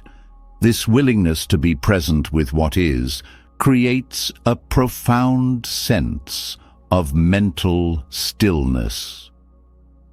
The benefits of metta are not confined to your personal experience. They ripple outward, influencing the world around you. As you cultivate compassion within, you contribute to a more compassionate external environment. This doesn't mean solving every problem or healing every wound, but creating moments of kindness that inspire others to do the same. These moments, though small, have a cumulative effect, fostering a sense of collective peace that quiets the noise of overthinking and conflict. Through loving kindness meditation, you discover that compassion is not a finite resource, but a boundless wellspring. The more you give, the more you receive, and the quieter your mind becomes. This practice transforms the way you relate to yourself, others, and the world, replacing mental agitation with a sense of harmony and balance. In extending kindness, you not only calm your own mind, but also contribute to the greater good, creating a ripple effect of peace that begins within and extends far beyond. The calm, cultivated through loving kindness meditation, reveals an undeniable truth. Peace emerges not from controlling life, but from accepting it. This shift in mindset doesn't mean passivity or resignation. Instead, it invites you to embrace the world and yourself as they are, flawed, unpredictable, and beautifully human. Acceptance is not about giving up. It's about letting go of resistance, the invisible force that often fuels overthinking and emotional turmoil. Through acceptance, you find the courage to release the struggle against reality, replacing tension with profound ease. At the heart of overthinking lies a refusal to accept what is. The mind tries to rewrite the past, control the future, or resist the present, creating an endless cycle of frustration and dissatisfaction. Acceptance disrupts this cycle by encouraging you to meet life as it unfolds, without clinging to what could have been or should be. This approach softens the rigid boundaries of expectation, allowing you to experience life with openness and curiosity. Accepting yourself is a profound starting point. Overthinking often arises from self-doubt or an internal struggle to meet perceived standards of perfection. When you accept yourself fully, you let go of the need to prove your worth or validate your existence. This doesn't mean ignoring areas for growth, but approaching them with compassion rather than judgment. Self-acceptance creates a stable foundation, quieting the inner critic and fostering a sense of inner peace. Acceptance doesn't mean ignoring challenges or pretending that everything is fine. Instead, it invites you to confront reality with honesty and courage. When you accept a difficult situation, you free yourself from the mental battle of wishing it away. This clarity allows you to see options and solutions that might have been obscured by resistance. Acceptance becomes a form of empowerment, helping you respond to life's difficulties with grace and wisdom. Resistance to reality often stems from fear, the fear of discomfort, loss, or uncertainty. Acceptance neutralizes this fear by showing you that discomfort is not permanent and uncertainty is not inherently negative. By leaning into these experiences rather than avoiding them, you develop resilience and trust in your ability to navigate life's unpredictability. This trust quiets the restless mind, replacing anxiety with a sense of calm readiness. When you accept the world as it is, you release the illusion of control. Overthinking often stems from the mind's attempt to predict and manage every detail of life. While planning and preparation have their place, clinging to control creates unnecessary tension. Acceptance teaches you to engage with what you can influence while releasing what lies beyond your reach. This balance reduces the mental strain of overanalyzing and fosters a more fluid relationship with life. Acceptance is not static. It's a dynamic practice that evolves with each moment. It asks you to continually meet life with a willingness to adapt and adjust.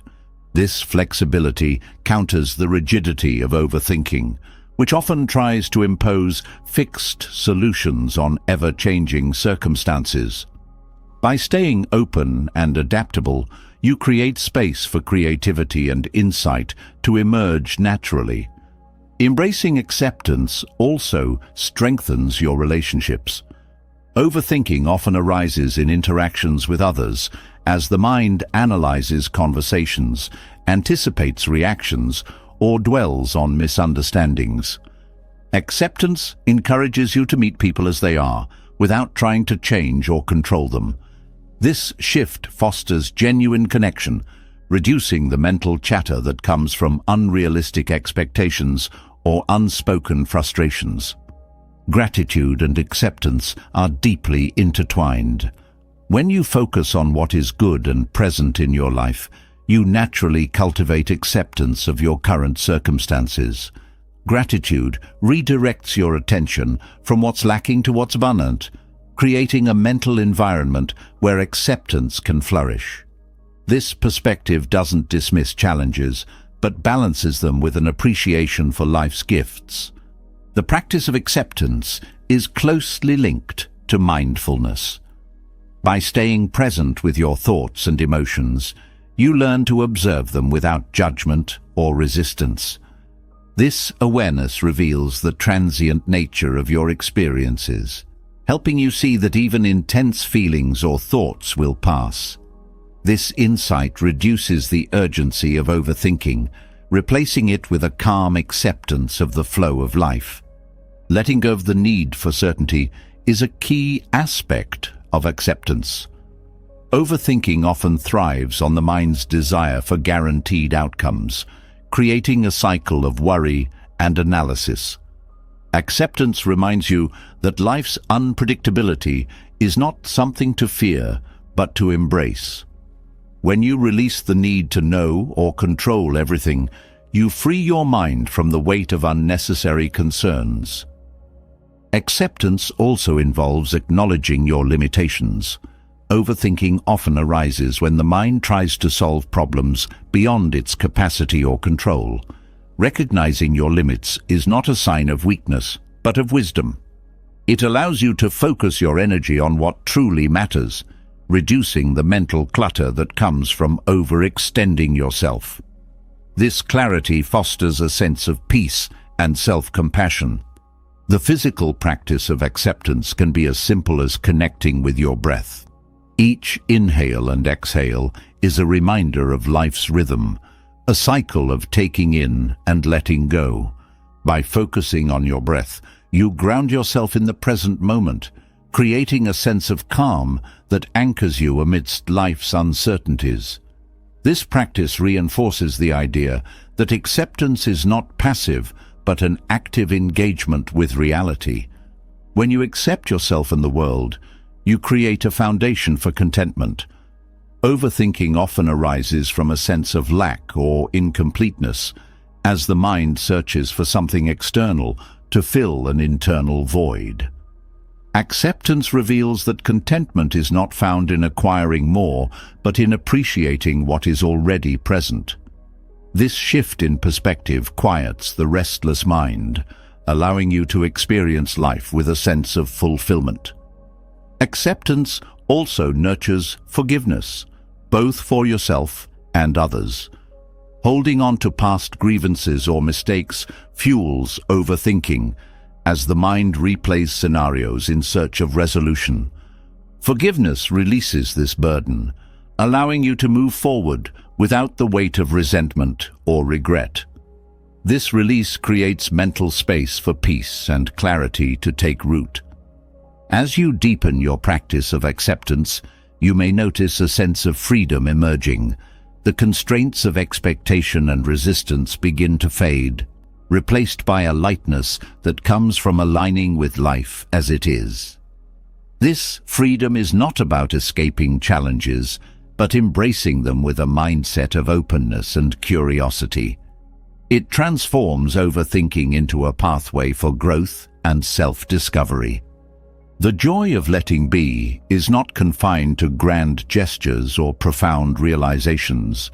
It is found in the small moments of presence, the quiet acceptance of a fleeting thought, or the gentle release of a worry. These moments, though subtle, accumulate into a profound shift in how you experience life. They reveal that peace is not something you chase, but something you allow, not a destination, but a way of being. Through acceptance, you learn that life's imperfections are not obstacles, but opportunities to grow. The world does not need to be perfect for you to find joy, and you do not need to be flawless to be at peace. This realization dissolves the need for overthinking, replacing it with a sense of trust and ease. Acceptance becomes a source of strength, guiding you toward a life of clarity, balance, and unshakable calm. Overthinking can feel like a storm that refuses to pass, but as we've explored, the path to inner peace is not about battling the storm. It's about stepping back and finding stillness within it. From understanding the monkey mind to practicing mindfulness, embracing gratitude, and cultivating compassion, Buddhism offers timeless tools to help quiet the noise and rediscover the present moment. The journey toward peace begins with accepting yourself and the world as they are, releasing attachments to outcomes and letting go of what no longer serves you. Each step builds clarity, each breath brings calm, and each practice lights the way to a life lived with purpose and serenity. Now, it's your turn. What part of this journey resonates most with you? Is it learning to let go, practicing mindfulness, or perhaps embracing gratitude? Share your thoughts or your favorite lesson in the comments below. We'd love to hear how these teachings speak to you. If this video brought value to your life, subscribe to the channel and join us on this journey of growth, clarity, and peace. Don't forget to hit the notification bell so you'll never miss out on new insights. Together, we'll continue exploring ways to live with greater calm and purpose. Thank you for being part of this path to inner peace.